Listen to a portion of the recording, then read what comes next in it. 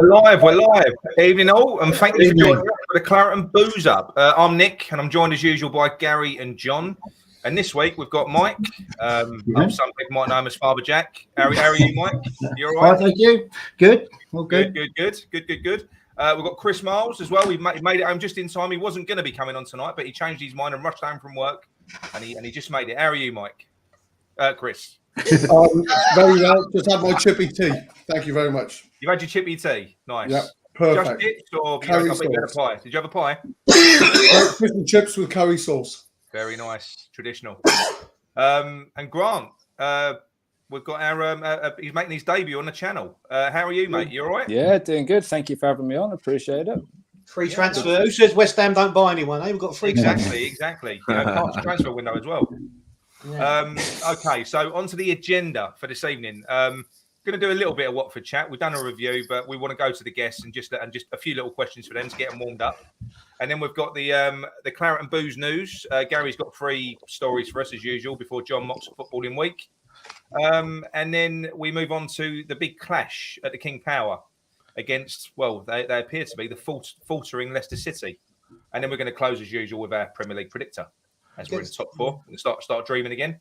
So as you know, as I've just mentioned, we did our review of Watford on Wednesday, but we're keen to get the guests' thoughts on the game. So to get you all warmed up for the show, Grant, what did you make of the performance on Tuesday night?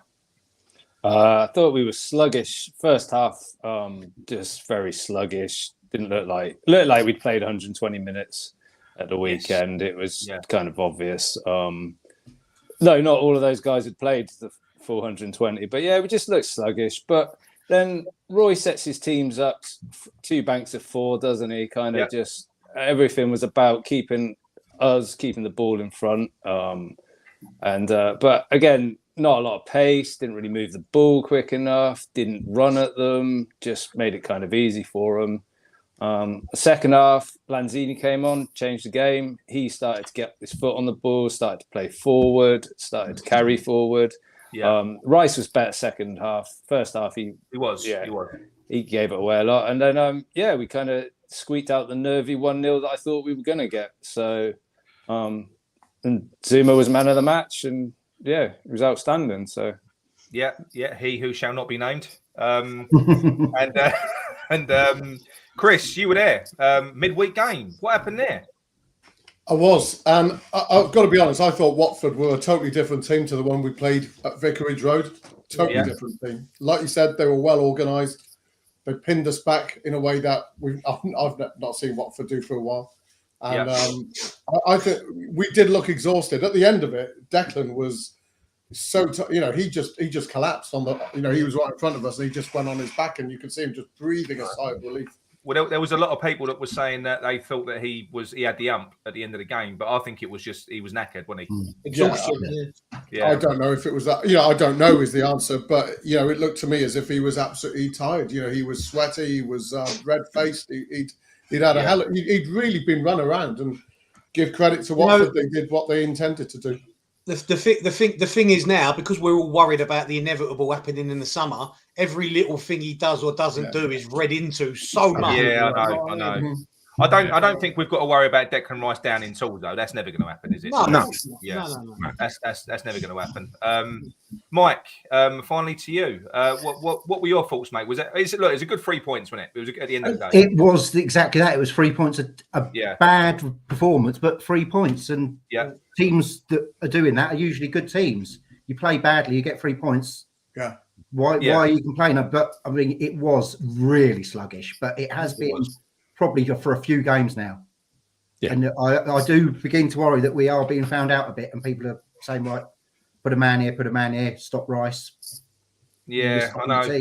Well, the thing is, I mean, we've got players that haven't really been performing for a while now. I mean, the Czech boys who were amazing when they came in, they both dropped off, haven't they? I think even the most sort of ardent Souček lovers, I think they're starting to see now that hang on a minute, what's going on here with this form? It's a consistent run of not great performances, to be honest. He's really gone off the boil. Yeah, I thought Souček was good first half. I thought he carried the midfield. I thought the fact that Rice was off pace, I thought Souček played well, but Yeah, I saw your comments about that, Grant, and yeah, I think maybe we did give him a little bit of discredit in the first half, but you know. Yeah, I think what it is with Souček, I think he's a good player, and I think I think that is a great partnership. I think people have got it back to front by suggesting that Rice should hold so Souček can flourish. I think that's mad. But what I do think that we've got a player in midfield. Whereas you know that when we had Noble next to Rice gets overrun. But when you've got Souček in the middle with Rice, that doesn't happen. Rice, I think Rice benefits from having Souček next to him. Big time. He does. So it is a good partnership. It is, you know, for all the stick that I do give Souček sometimes, you can't ever sort of you can't ever fault him for his effort or anything like that, can you? You know, his commitment's there. But talking about Soufal though, before we get onto the news, what are your thoughts on Soufal at the minute? Gone off the ball completely. I think he's still recovering. Yeah, I agree. I think he looked all right the other night. I thought he was good defensively, and he was a bit wasteful going forward. But I thought he was better than he has been. Mm-hmm. He was better. That must have been some whack in the bollocks he took from Masic, mustn't it? Yeah. In the Man U game. But okay, all right. Well, that's enough of that. Anyway, we'll move on. So Gary, over to you into the news. Thank you very much. So, look, it's going to be a bit of obviously a sensitive news section tonight. So I'm going to start off with a disclaimer. I'm not going to repeat this disclaimer. It's a one-off. I don't approve of cruelty to animals. I'm an animal lover, a serial dog owner and cat owner. But what I'm about to say will make some of you feel a little uncomfortable, maybe. Sorry for that. But it's a job of the news section to present all sides of the argument. And you can't have a proper discussion without it unless you do. So please listen to the whole piece before you make up your mind, especially if we've got any animal activists on. But there you go. Right. So on that happy note, the West Ham pylon. So let's rewind to the events of Tuesday this week when the Sun carried a full front page on Kurt Zouma's pet cruelty, which dominated the news cycle for the next 3 days. Zouma was recorded on video by his brother Johan having a laugh as he kicked and slapped his pet cat. Was it cruelty? Yes, it was. Was it torture? Absolutely not. Did he physically harm the cat? Probably not, according to the RSPCA. Look, I've seen a lot worse on social media, and the most shocking part for me was the video featured a West Ham player. In fact, what shocked me more was the extreme way it shocked other people. But perhaps my outrage threshold is set a bit higher than most. I don't know. The entire media, TV, radio, newspapers, social media, all set about trying to outdo each other on who was the most outraged and who could demand the worst punishment. Some drew parallels with Mason Greenwood, an accused rapist. Other members of the media, some of whom have been guilty of beating their partners, wanted to see Zouma sacked with absolutely zero tolerance. One tweet from a West Ham fan said how he now felt really bad for bad-mouthing the Saudi owners of Newcastle after seeing what Zouma did to his cat. on Tuesday, I kid you not, on Tuesday evening, we played Watford, and to our surprise, Zouma was picked, wrongly in my view. This caused even more outrage because the stunned media felt their demands for extreme punishment were not being recognised. Cue a fresh pylon, this time towards the club. On TalkSport, one of the presenters said that by playing Zouma, West Ham had shown its young fans that it's okay to abuse animals. Another TalkSport presenter, Chris Kirkland, decided to take it up a level, and he said what Zouma did was worse than racism. This prompted Kirkland to get a load of attention for saying such a stupid thing, and our very own Michael Antonio came out and asked the same question. Is it worse than racism? Really? Because we've seen punishments for racism, and they've not been career-ending. Question time last night. A professor suggested if you do that to a small animal, you'd likely do it to a small child as well. This follows a comment earlier in the week suggesting that cruelty to animals is early signs of psychopathy. They left out the part where it's usually done in adolescence and generally refers to animal torture, not exactly what Zouma did. So, look, in summary, I was disgusted by Zouma's activities, but I'm absolutely sickened by the excessive reaction to the holier-than-thou masses and the pylon directed at West Ham this week. Rightfully, the squad at West Ham are now protecting Zouma. They're upset that the media appear fixated on removing his livelihood. Surely a reaction that's not proportional to the crime. So a few days and a whole news cycle later, the media is now starting to look elsewhere for their news. So perhaps some common sense at last. Zouma himself has lost his cats. He's apologised at length. He's lost 2 weeks' wages. He may be banned for Sunday, we don't know. He knows his behaviour is not acceptable, and he is cooperating with the RSPCA in their investigation and might even be prosecuted by the Essex Police. But he's taking it on the chin and he's remorseful. So is it time to move on? Perhaps some rehabilitation, re-education, maybe some forgiveness? Surely enough is enough. In the words of Kevin Campbell, unless we're vegans, are we all hypocrites for being outraged at animal cruelty anyway, just because it's on a social media video? So this extensive news item, and the question at the end of it goes to you, Grant. Do you think this was a disproportionate reaction? No, it doesn't go to Grant. No, actually, it goes to Chris. This one goes to Chris. Sorry. I looked at Grant and I thought, cat owner. No, Chris, you are the only cat owner. Chris, you're the only person on here whose cat has got a Facebook account. And in fact, he's not with us. He was down here with me earlier on, and then he realised what the show was, and he thought I was going to do a demonstration. Right. So my point is, Chris, from all of us, you are the cat spokesman, the spokesman for the cat community here, right? Stan. So what I'm saying is, do you think this was a proportionate or disproportionate response throughout the week? And can we finally move on and apply a bit of sanity? Well, the response was absolutely hysterical, wasn't it? You know, and that's what's taken the whole argument away from the cat. You know, nobody has even cares where the cats are. It's all about the response, and it was so over the top. And it's so over the top that there's a vegan activist, a guy called, I don't know if you've seen him, but Joey Carbstrong. He's got a lot of YouTube stuff. He's been on the TV, and he is a real militant vegan animal rights activist. And he has said exactly the same, that the hypocrisy and the lack of consistency of people who are appalled at somebody kicking a cat across a room, which is, you know, pretty bad. It pales into insignificance, according to Joey, about what happens to a lot of animals that we eat quite easily. And I think a lot of it is just down to people's guilt. But, you know, apparently there's a big difference between a pig and a cat. He's the Australian guy, isn't he? He's what, sorry? He's the Australian fella. That's right, yeah, he's the Australian guy. He did that vegan Channel 4 program, you know, set down in Wales. And, you know, if you listen to his argument, you might disagree with him. And I fundamentally, I do. But he's consistent and he's not hypocritical. And to be honest, I think that's there's a lot going for that. And, you know, as somebody who had a McPlant, a couple of free burgers at the Kidderminster game the other day, and got a load of sick emojis on it, you know, oh, how can you eat that stuff? It's really disgusting. And then the same kind of people are going, yeah, but the little pussycat was kicked across the, you know, it's some of it is pathetic in the extreme. But what Kurt did was absolutely wrong, and we've all said it. The guy needs to be hung out for it in a way that, you know, he has got consequences rather than just, you know, what we are doing because we're reacting against this massive overreaction, which is sort of even be seen to be collaborating with it to some extent. And it's absolutely not that. You know, the most I've ever done to my cat is blow at it if it annoys me. You know what I mean? You just get away, you know, and that's it. That's as much as you'll do. So to see what he did was pathetic in the extreme. But unfortunately, all the hysteria has taken the argument away from him. And it's, I think it's just ridiculous. And it happens with everything in this country at the moment. You know, instead of having a measured debate concentrating on the subject, it ends up being hysterical, and people are just, you know, so inconsistent with what they think and so hypocritical. But it isn't about what about this and what about that. You know, the guy, I don't think he should have played on Tuesday as a tactical thing by the club, because I think that's ended up fanning the flames.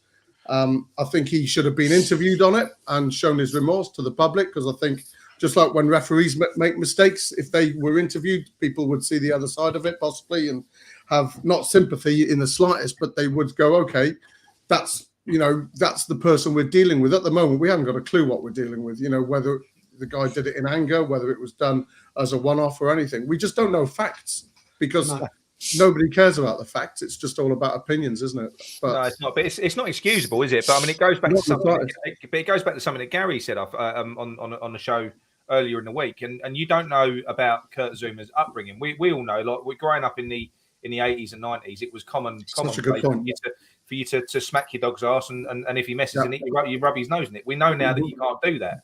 But like you said, Gary, you don't know whether France are as advanced with with looking after animals as potentially we are. I don't know. It could be that. It could be that. Well, we know they don't treat their horses well. Sorry, I was going to say that. I'm glad you did. But no, But you're right. Everybody's got different standards, and we've not heard that side because we're all just so. Everything is just so hysterical and mad. And going back to what Joey, the militant vegan, said, he made some brilliant points about consistency. Brilliant points. And if you look it up, just look him up, Joey Carbstrong on YouTube, and he did a video lasting for about 10 minutes or something. It's a great piece. And you don't, you might not agree with his fundamental stance, but he makes some brilliant points. And I was surprised to see it. Although, like I said, the guy's normally very consistent with his arguments. I watched that video as well, and it's the first time I've probably ever agreed with him. Mm-hmm. But like you said, he gave a completely balanced argument. So I thought it was interesting to see his point of view, because he did say in that video that loads of people have been sending him messages. So people had obviously been trying to get him on the bandwagon and get him to go to the extreme. But he actually took a different approach and actually came up with a completely balanced argument, which I think people didn't expect from somebody who's so extreme usually. Do you know what I mean? Yeah, no, it's a very interesting watch, to be honest with you. It is. Gary, I think we should go to Mike next before he has his second point. Go on, Mike. What do you think, Mike?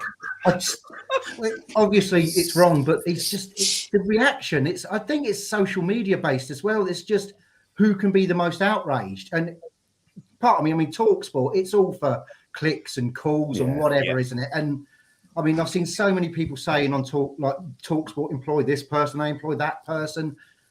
None of them are whiter than white. No. And now they're just all throwing their 2 penny in because that's what they've got to do. I mean, even Trevor Sinclair, what a dick. I know. Bringing Isla Caton into it, why? Yeah. What does that have to do with anything? Well, he got shut down, didn't he, on Twitter? Yeah, they did remove the post. Yeah. The clicks, the links. Sorry. And he was arrested 3 or 4 years ago for being racist to a police officer when he was drink driving. Drink driving, yeah, exactly. Yeah. And I'm not saying I've never done anything wrong, but it is the old adage. Those don't cast aspersions on others. No one's whiter than white. There's so much to, and I got shot down earlier in the week when I said redemption. Everybody has the chance for redemption, but people were coming out with a pitchfork straight away. And I was like, "Oh, calm down a little bit." You know what I mean? But I still say, look, he played him now. So now, in my opinion, you play him at the weekend, because if you don't play him at the weekend, I do agree with that, Nick. I think if he hadn't have played him, I don't think it would have blown up as much as it did. I think that's all.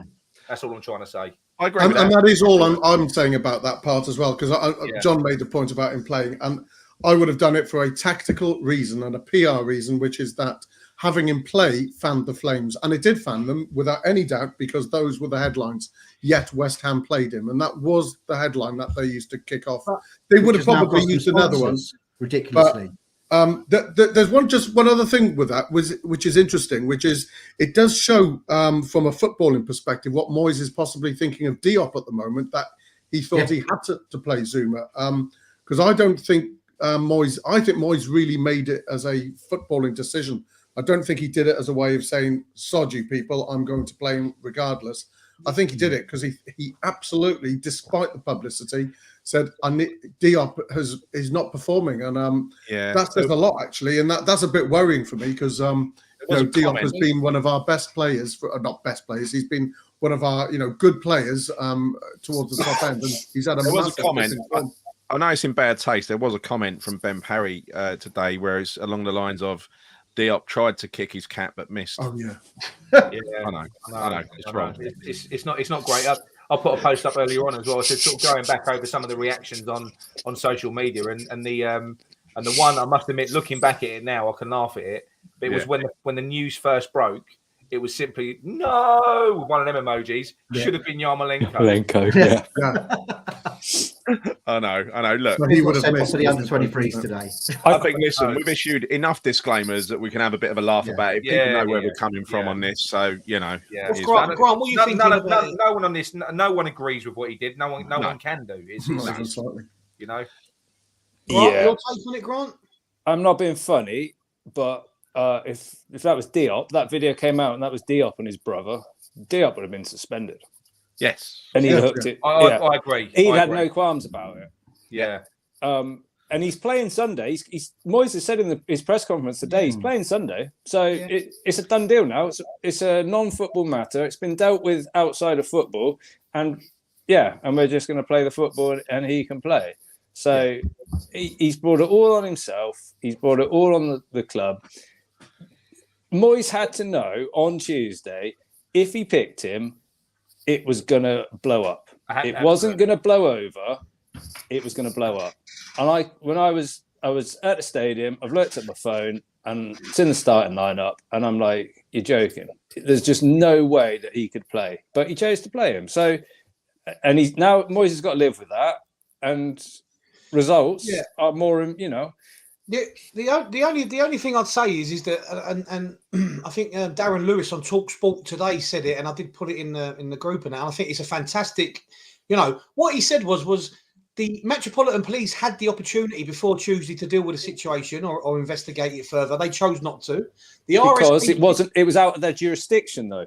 Okay, so then the RSPCA again could have had the opportunity to take him in for questioning and whatever it is they do. But there is also the argument that because Moyes has got a small squad, you can imagine he's quite a people person, right? There could be the side of things where he thinks, you know what, and rightly or wrongly, but this is what he might be thinking as well. Mental health's a big thing at the minute. If I take him straight out of the team, he's a young man. We know he's quite emotional and a quite, emotional character. He might have thought by taking him out of the team, it could have the adverse effect of... I'm just saying, I'm trying to play devil's advocate. I'm not saying that's what I think. I'm saying that's what possibilities. We don't know what Moyes was thinking.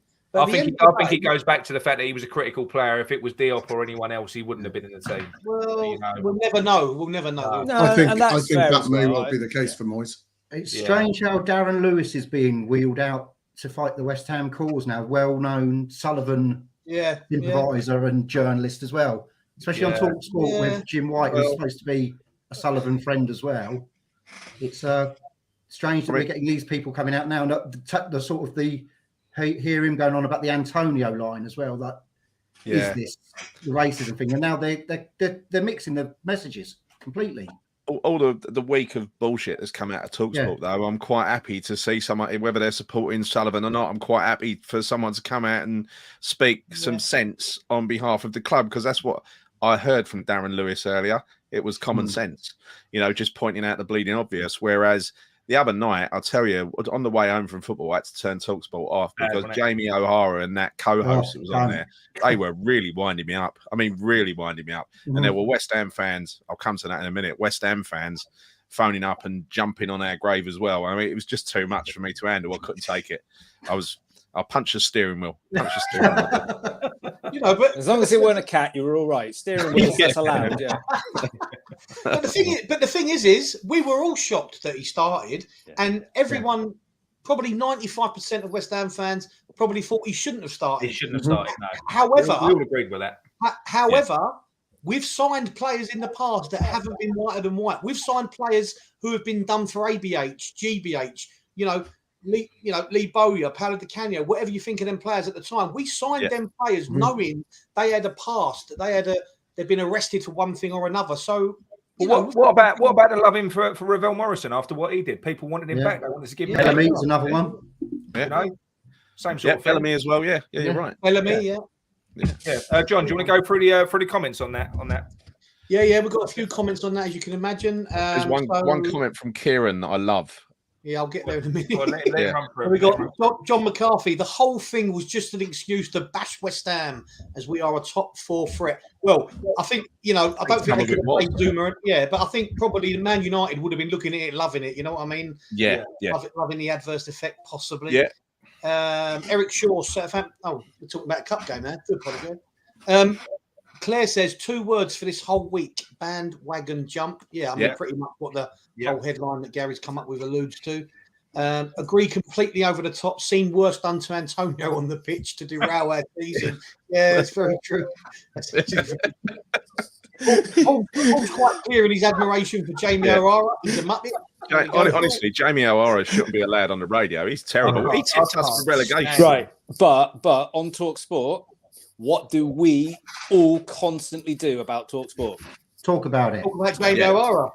Yeah. Oh yeah, no, the business model works. Like, honestly, their thing, like it would be like, right, coming up next, Man United fans, are you going to make the top 4? What do you think? Or and all that sort of thing. And then it'll be the first caller will be a Scouser. Man United fans, you need to phone up and defend your club. And it's just like, and then everyone comes on and has a pop at the presenter and says, oh, you wind me up, rah, rah, rah. And they're like, yeah, okay, cool. Yeah. Off you go. And they're throwing the bait out there and wheeling us in, aren't they? So absolutely. It's a fishing show, isn't it? I don't think Jamie O'Hara's doing that. I just think he's genuinely a cock. Yeah, you remember Adrian Durham and a few of the others that used to just wind people up and reel them in. I don't think Jamie O'Hara is like that. I think Jamie O'Hara is a bit of a nasty streak with that bloke. Yeah. Well, we know he's not the brightest anyway, is he? I don't know him. Nah. So, John McCarthy, it's all virtual signalling and the like of TalkSport have been found out for their hypocrisy. Yeah. Nico says, Chris ate a veggie burger at Kidderminster away. His opinion is the most valid. It was actually a vegan burger. A vegan burger, yeah. Yeah, because the cheese was made of pea protein and it was very nice. Oh, Chris. Jesus Christ almighty. Chris Miles, sponsored by McDonald's. Much plants. It's time to move on, but I have no respect for Zouma as a person, but I do hope he does well as a player. Well, that's a fair argument. Yeah, that's how we treat everyone, isn't it? Yeah. I mean, I don't, This is my favourite. This is my favourite. Hartson booted Berkovic in the head. No one wanted his career to end. Very true. That's because he scored 24 goals for us in about 6 months. Great player. Yeah. What is worse? What is worse? Kicking a cat. Put this comment up because it doesn't happen very often. Someone agrees with Nick. It's social media gone mental. Everyone and their wife suddenly had a love for cats. True, Claire. True. Yeah. I don't know if you saw that Netflix documentary, Don't F-U-C-K with Cats last year. Oh, it's brilliant. Yeah. It was good. Oh, yeah. Nigel, if he plays for another... Oh, here he goes. Nigel, stop playing devil's advocate. If he played for another club, you don't want him to... Yeah, but that's football, isn't it? You always... If someone's player does anything... Especially if he played for Spurs. I was just going to say that, Nick. Yeah, you're right, mate. 100%. I'd have signed that petition 5 times by now. I'd have been on there. Be calling in TalkSport Jamie O'Hara. John says, Chris, he was punished by the club. They made it an internal matter. He should play every game regardless. What is that? Chris has got a cat. I'd love to see Jimmy Clark. What's this going on here? Hang on. It's Nigel. I get John's point. I get John's point totally, but I think it was just tactically, it was probably the wrong thing. It was. He should have not played. He should have not played Tuesdays. The club have been seen to do the right thing. They didn't, and rightly, club got stick for it. Absolutely. If he'd missed 1 or 2 games, fine. It's all over and done. Yeah, that's what I'm thinking. It would have been quashed. Yeah. Yarmo wouldn't have given enough of a fuck to kick anything. True. We've already started with the O'Hara bashing. Yeah. Where we got here, Joan. He should have been dropped. I agree, Nigel. Yes, I mean most people are saying. Most West Ham fans are saying the same thing. He shouldn't have played, but he did, and we've got to deal with it now. We've got to support him. 100%. The authorities had the opportunity to do something, and they didn't. Yeah, that's what I think to some extent, a little bit. Hang on, last one. Slow news week multiplied by not wanting little old West Ham to get into the top 4. Yeah, probably right. Well, that's the end of that one. No more cats. You missed one from Chris. Steering wheels matter. Think on. Right. So let's move on to. Let me just get control. Story number 2. Story number 2. So this one it's a similar kind of theme, if you like, but it's do we as West Ham fans crave misery? So after the Kidderminster game last week, I have to say that I was a little bit gutted for them, and I took to Twitter almost immediately to say so. Many others did the same, and we all seem to be forming a ring of care and love around our poor defeated opponents. We were largely embarrassed to have wrongfully stolen a game of football from the plucky non-leaguers.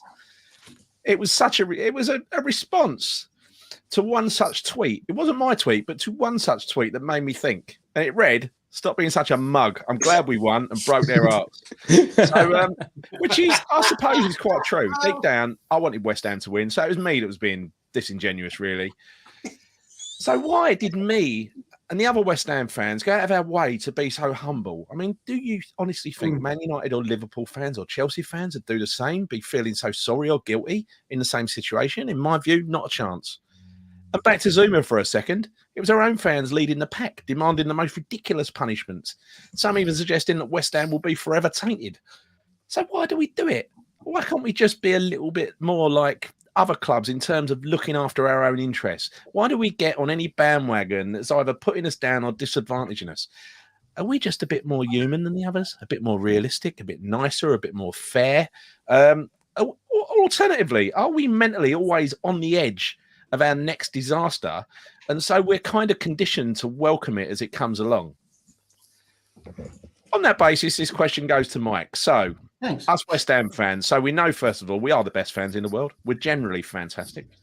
Are we too nice? Are we too fair? A bit deluded and maybe enjoy self-flagellation?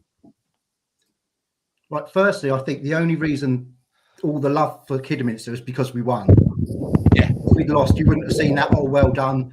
We've done this, we've done that. Well done. We hope you do well in the next round. We wouldn't have seen all that at all. We'd have all been in hiding. We wouldn't have been on social media. It would have been done and dusted. That was it. But it is West Ham. We have this sense where it's like a badge of honour. Oh, the worst is always going to happen. Every time, like even now, we're riding high for us. Everyone's waiting for the wheels to come off. Everyone's waiting. We know something wrong is going to happen. We know something bad is going to happen. Everything that gets thrown at us, we do tend to back it away with good humour. We do, but some of our fans, I think they do love the misery of it. I know I do. I think. I knew you were talking about yourself. You get a game like Watford as soon as you start badly, and you'll then right. I knew it. This is it. We're done. That's it. We're gone. This is it. The wheels are falling off. We're going down the table. We're getting relegated. That's it. I'm switching the TV off. It's terrible. I just don't get. I suppose it's decades of not being that good that we just always fear the worst. We're conditioned for it. That's the thing, you know. I don't think we're up there. We've actually used to being like good. We're not used to dealing with success. We don't know how to deal with success. Other fans do. Obviously, Man City. I mean, they're Man City, Liverpool, and all that. But then their fans, they're bloody awful. They're so entitled, aren't they? I mean, and Tottenham fans, they haven't won anything, but they think they're the best thing ever. Yeah.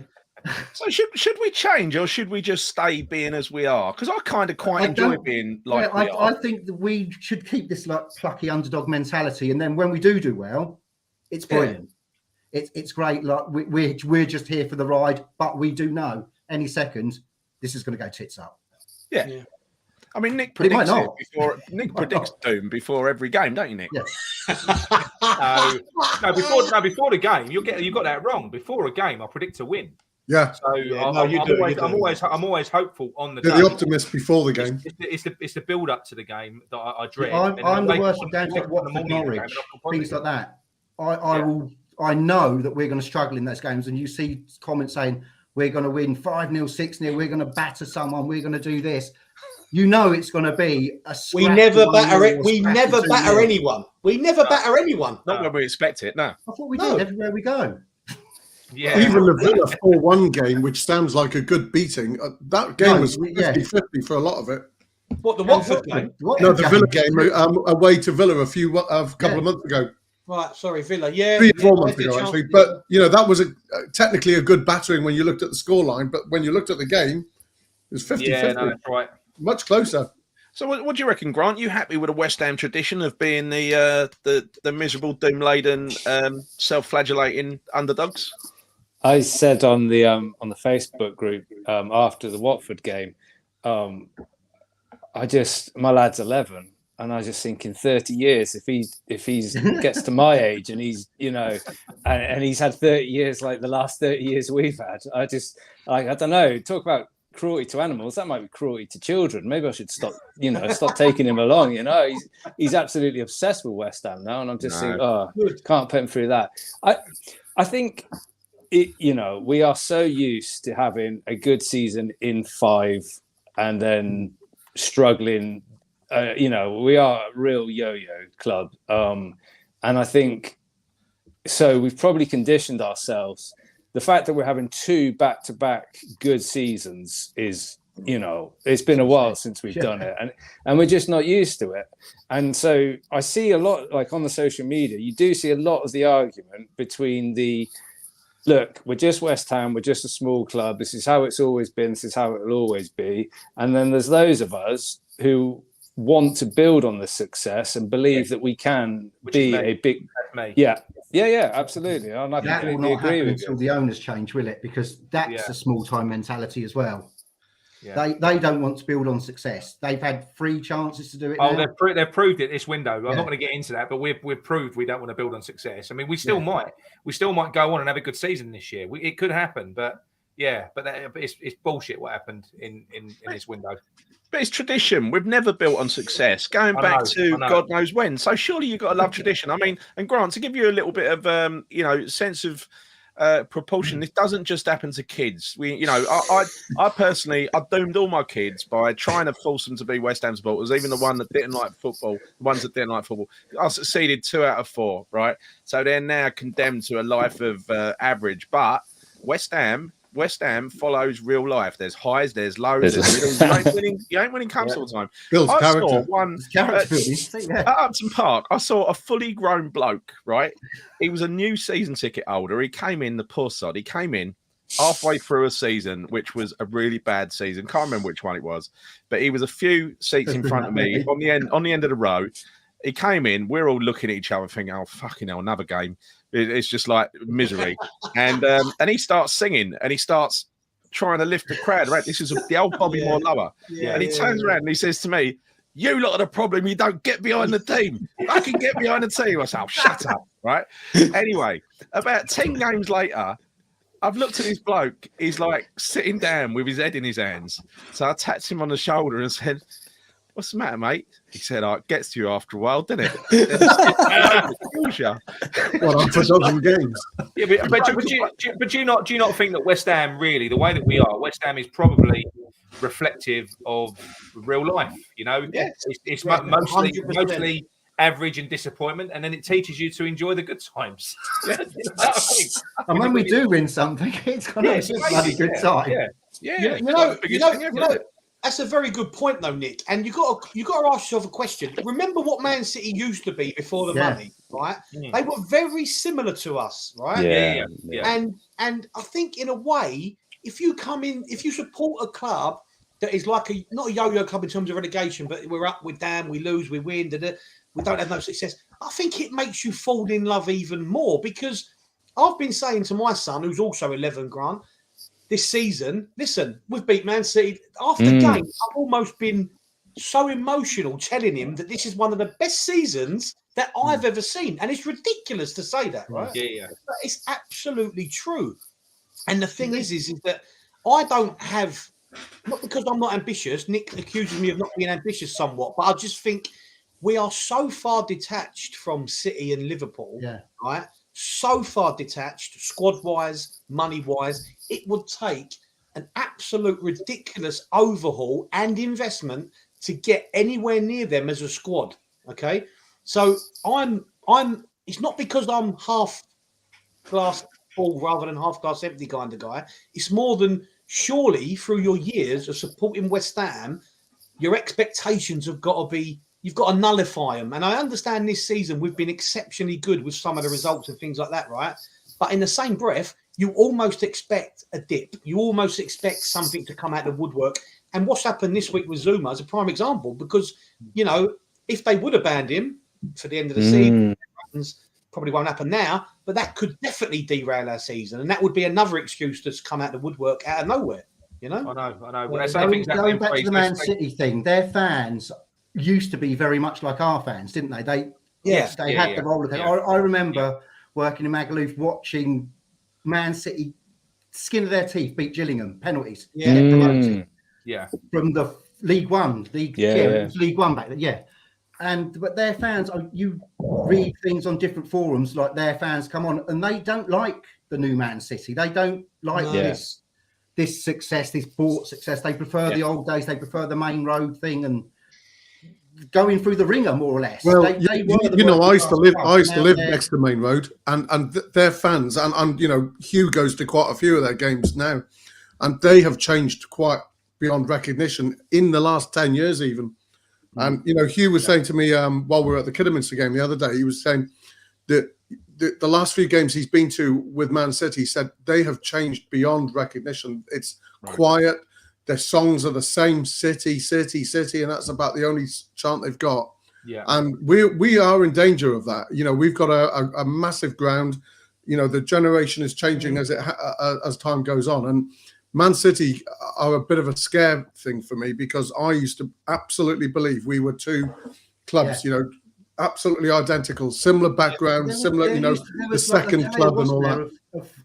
I think one ground or the other where the West Ham fans went on the pitch and they asked the City fans to come on with them when I think City got relegated or we got one of the two. Oh, is that relegated? Yeah, I met a guy who was at Upton Park, and the whole thing was totally different. The whole relationship when they won the Premier League under Pellegrini, basically, yeah. It was the same thing. We stayed behind for them winning that, but it's the last, possibly not 10 years, but 6, 7 or 8 years. They really have changed beyond recognition, and that their ground has changed. I go to all the away games there, and it's got this 3-story narrow away end, which we can't even generate the atmosphere in the way end, and the rest of the ground has changed massively. I can't believe I'm going to say this, but I find Man United, has much more of an atmosphere than the Etihad now. Yeah, it's a shame. We need to watch that because I think we're in danger. They call it the empty head, didn't they? It's always the empty head. Now, some of that is because they don't have the tourists that Man United have. Okay, so there's some valid reasons on that. So I don't want to get into the Man United kind of bull, no. But because most Man City supporters are from Manchester. Just remember that. Although Man United's are as well. They've just got they've got more tourists because their ground is bigger. Yeah. But it just we need to watch it. That's all I'm saying. We need to be very careful and closing glass houses and all that. Yeah. Yeah, agreed. Grant, what do you think? What about Man City? No. About this story. No, we've been go for a few comments. Go to comments, John. Yeah. So in regards to the Kidderminster game, John says, I tweeted Kidderminster official the other day apologising. I even made a meme tweet from West Mercia Police saying that they investigated a case of daylight robbery. We were genuinely apologising to people walking away from that ground. If that's true, I'm not saying you're lying, John, but if that's true, that is what I've say. Fun size Phil. Yeah, Phil's right. West Ham historically have enjoyed being the underdog. So to see one Kidderminster go out in such a way, I think we can all sympathise. Yeah. Especially with last-minute goals. At the same time, fuck them. Sorry. Mike, it's the West Ham way. We've waited over 40 years for something good. I know. Yeah, very true. You even get some fans now saying they wished we was in the Championship still as they enjoyed it. You know what, though? I enjoyed it. I enjoyed the Championship. Right, yeah, and the thing, I've always said this to people, right? I'd rather be fighting relegation every season than finishing 10th every season.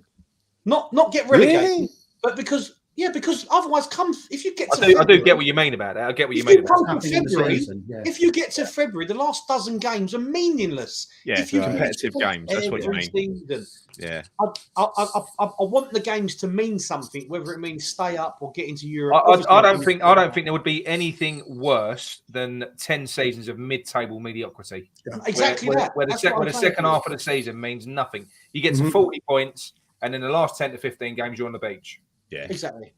That's what I'm saying. I'm not saying I want us to get relegated. You want the second half of the season. You want the games to mean something, in my opinion. You know, Nick is always positive until we go down. Then comes the rain. That's everyone. Yeah. Yeah, there's nothing worse than being 1-0 down. Yeah, No. the atmosphere changes every game. Yeah. I'm not sure Pam's telling us about Coronation Street in Emmerdale. I'm not really sure. At least you made it, Pam. At least you made it. Pam, but I'm not into Corey. When do we get to be remorseless glory hunters? Yeah. Soon, Chris. Soon. Some of us When already. Gordon Sullivan leave. People, there's a massive conversation about Coronation Street in Emmerdale. I mean, we must be really boring everyone. I was going to say apologies, guys. Didn't mean to ruin your show. Oh, yeah, Pam's finished Coronation Street. City and Liverpool should not be in our league. Too overpriced. Oh, hang on. I have been realistic. I have been very realistic. Thank you very much, Paul. Appreciate that. Newcastle are owned by a regime that chop up journalists. Yeah, but do they kick cats? No, they don't. Huh? Oh, this is true. Yeah. This must have been what you was talking about, Michael.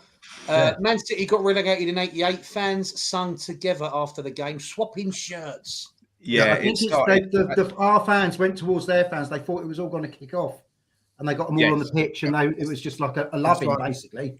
Yeah, that's right. Nigel's right there. That was that 1988. Was that when they got relegated, or when we got relegated? We went down, didn't we? We didn't go down that. No, they went down. No, they went down. I met a Man City guy who went to that only the other week. Yeah, they went down. Yeah. Last comment on this. From Neil from Australia. I prefer fighting for top four than fighting to not get raided. Yeah, of course I prefer fighting for top four. But this is a new thing for us. If you remember Middlesbrough were a prime example in the Premier League. For about a while, they fought relegation, then they became mid-table a lot under Southgate constantly. They didn't progress, they didn't do anything, and then they just went gazump. Villa did it for a long time before they went down a few years back. I know they're different kettle of fish now, they've got a bit more investment than that, but Everton were the same as well. Everton just always hang about mid-table. Has Nigel switched identities? He's gone to my WHUFC, isn't he? Yeah. City went down. I was at the game. All right, Nigel, it's not about you, Nigel. Right, so on to story number 3. So here we go. Ooh. Exit and the Toxic 2. Toxic 2. So this week, Declan did a YouTube interview with Gary Neville. Much of it was what you'd expect, albeit we learned that it wasn't only Chelsea who dumped him out on his arse as a youngster. West Ham nearly did it when he was 16. We didn't quite do it. We decided to keep him. So nearly is the key word there. That aside, we learned that Dec wants to win the Premier League, the Champions League, the FA Cup, the League Cup, the World Cup with England, the Charity Shield, the Betway Cup, and any other silverware that he can think of. And why not? He's a very ambitious young player. He knows his capabilities and that he belongs in the company of players with a similar ability and expectation. So we can assume, at least I can anyway, that Dec is getting ready to depart in the summer. Ooh. We also learned in the video that when Moyes arrived, there were a couple of players who were deemed toxic in the dressing room.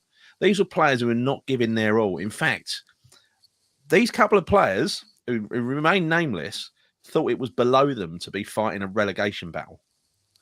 Moisey came in, sorted the situation out, and told the whole dressing room, look, you either get on board or you get out. And Dec was really complimentary about that. And very complimentary about what a tight-knit group they are now, all pulling in the same direction. So look, on this little issue, I had 2 questions for Grant. So first, Grant, I want you to assume, hypothetical situation, that Rice has left in the summer, 150 million. What's the next chapter for West Ham look like? And then secondly, a much easier question, a fun one. I want you to speculate. Don't be swayed by the visual clues. I want you to speculate who the 2 toxic players were. I mean, those late 90s, early 2000 teams with Rio and Frank and Sinclair and all that stuff, the Hearts, and you know what? That team, I convinced myself. I think we finished 5th one year, and I convinced myself we missed out on Champions League, and I convinced myself that we were going to win the league the next season because we didn't have Champions League, and we were going to have and of course it all went straight down the toilet. Rio goes and it's all over, and Frank goes and it's all over. and then we just went for years in the wilderness. So my bold prediction is that when debt goes, we're in quite a bit of trouble, because we haven't had a world-class player for quite, look at post-Payet. We had him for a brief period. He had one good season. He sulked the next season, and then we nearly go down again. And then you look at Villa now. They got all that money for Grealish. They went and spent it all in the summer, and the players they bought in the summer haven't done anything. They basically, that's sunk money. They've had to go into the transfer market in January and spend more money, and it's the players that Gerrard's brought in that have changed things around.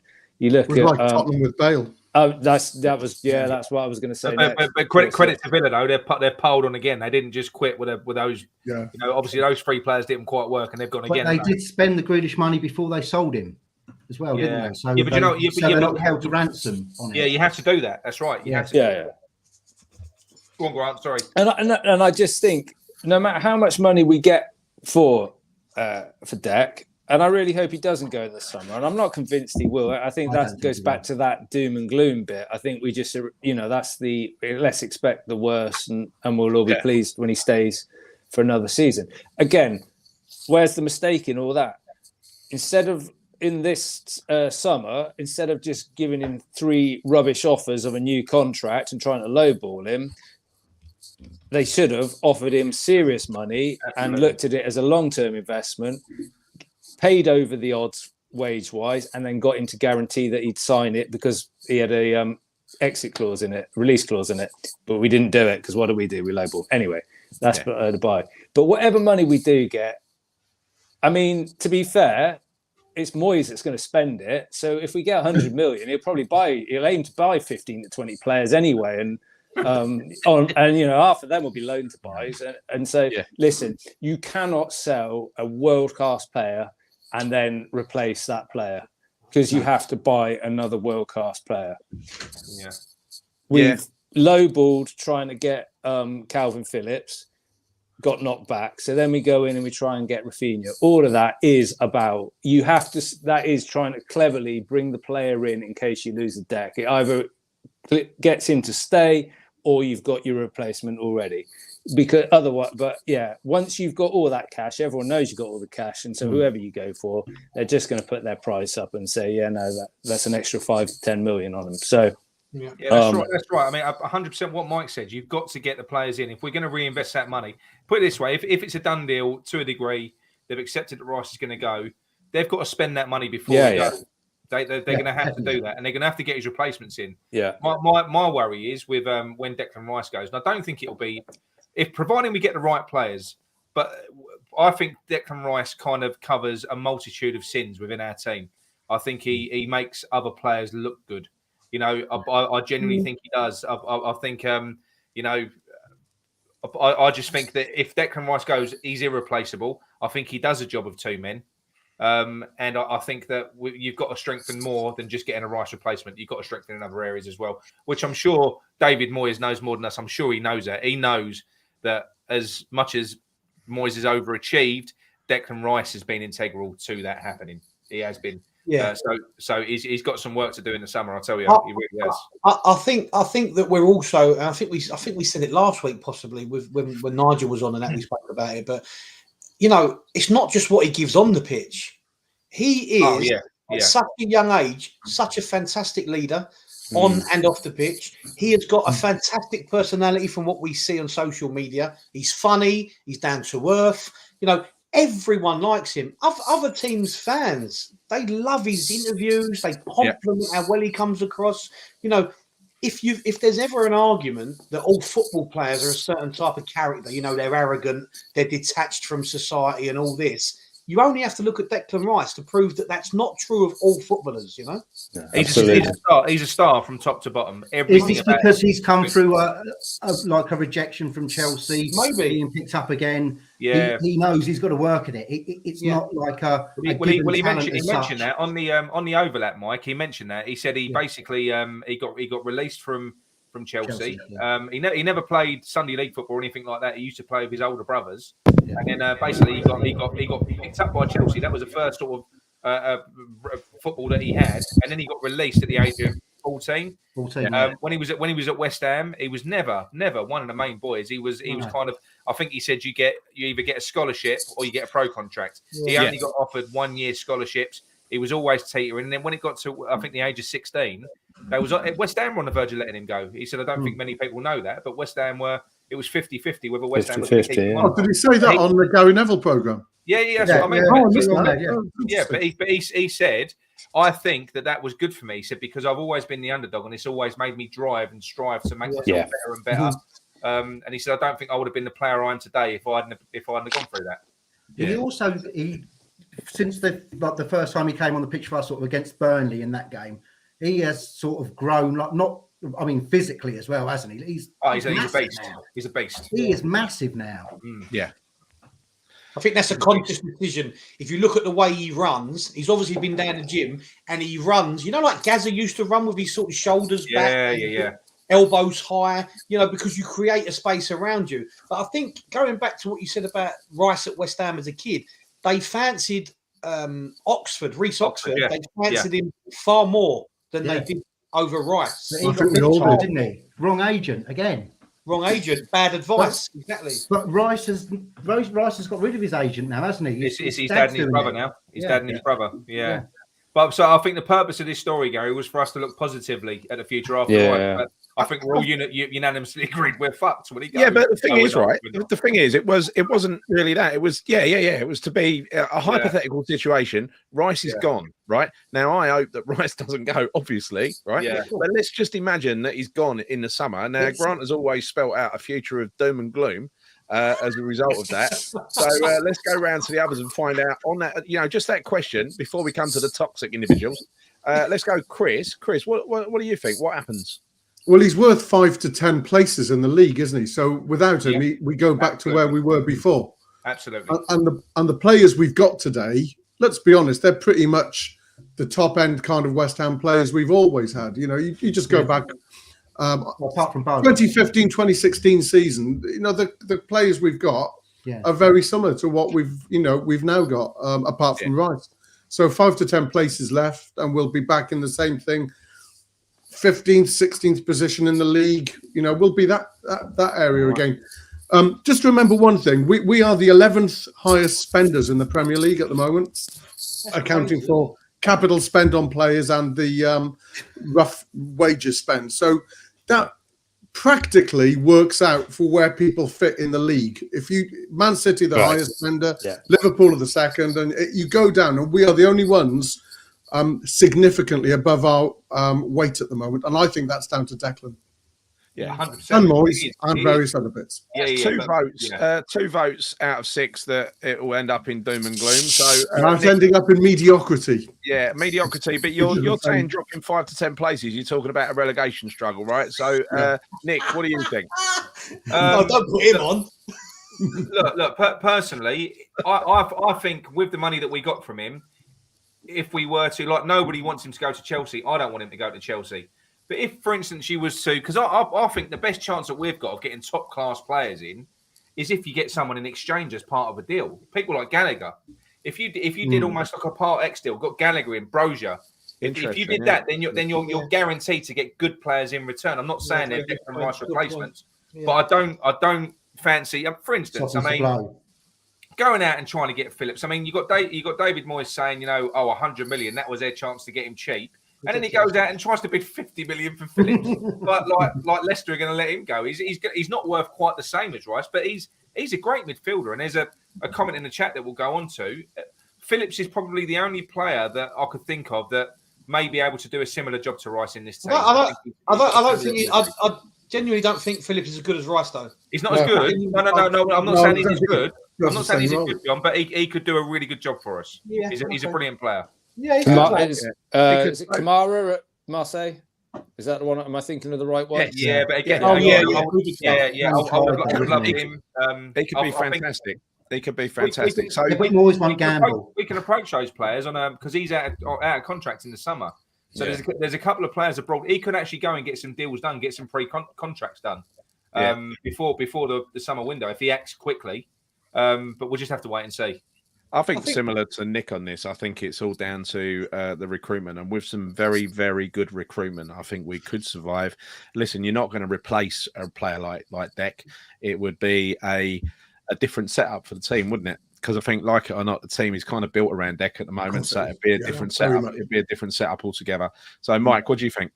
Well, are we allowed to spend the money? Firstly, yeah. Do we get to spend it? Yeah, I think we'll have the money. No, if he goes and Sullivan and Gold are still there, we're not going to get 150 million to spend. We'll still be scratching around. They're going to have to, Mike. When Rice goes, they're going to be well aware that there's going to have to be massive investment after he's gone. Yeah. Okay, so then I'm going to go positive. Yes, go on, Mike. Go on, Mike. Yeah. Would you buy? If we've got 150 million pounds to spend, and David Moyes has got an eye for a player, he's trying to build this Red Bull model, he can go around Europe picking up 3, 4, 5 players who are going to be first team players. Yeah. Be good for us in the future, bring in more money in the future when we sell them on again. But we get to enjoy them a bit like Payet, Lanzini, when they came in, the joy they generated that 1-2 seasons, we get that. We put these players out. There's a guy at Red Bull, a Hungarian player, is absolutely superb. So that sort of player would excite our crowd. Can't remember his name now. It's Salazabal, something like that. But he's absolutely superb. But he's a free kick specialist like Payet. Someone like that. Go to all these clubs, pick up these players from Marseille, that sort of thing. Let's sort of regenerate whole new. But I don't think that's my only down thing with this is Moyes won't buy 5, 6, 7 players and bed them into a team straight away. He will. Yeah, he can't make his mind up to buy one, so trying to get him to make his mind up on 5 or 6, doesn't he? That's I think the key is with Rice. I think we're all agreed. West Ham can't replace Declan Rice as a player. So to get the same level. So what I'm saying is to get the same level of performance, we will have to upgrade in a few positions to sacrifice that. That's what we've got to do. But here's the other problem: if you sell Declan Rice, you are not attracting the same level of player, so you're stuck because everyone will say, "Well, hang on, you've just sold the world-class player that you've got that you want to add me to." That's why you've got to make the signings before he goes. Yeah, you got to lie. But that's the same. But that's the very same, Grant. As look, we was all disappointed we didn't add to our squad in January. Okay, but people were suggesting that if we went out and bought 2, 3, maybe 4 players in January, that may have made Rice stay. In my opinion, I don't disagree, but I do in some ways, because if he's looking to go to a Man City or a Chelsea, we would have to have done some unbelievable recruitment to possibly persuade him to stay if he was thinking about going. Yeah, it's 200 million pounds worth of players. John, I think all that was giving us enough players to help us push us for Champions League. I know, but we could have got Champions League. That persuades him. Yeah, I don't think he's going this summer. I don't think he's going to go this summer. It depends where we finish.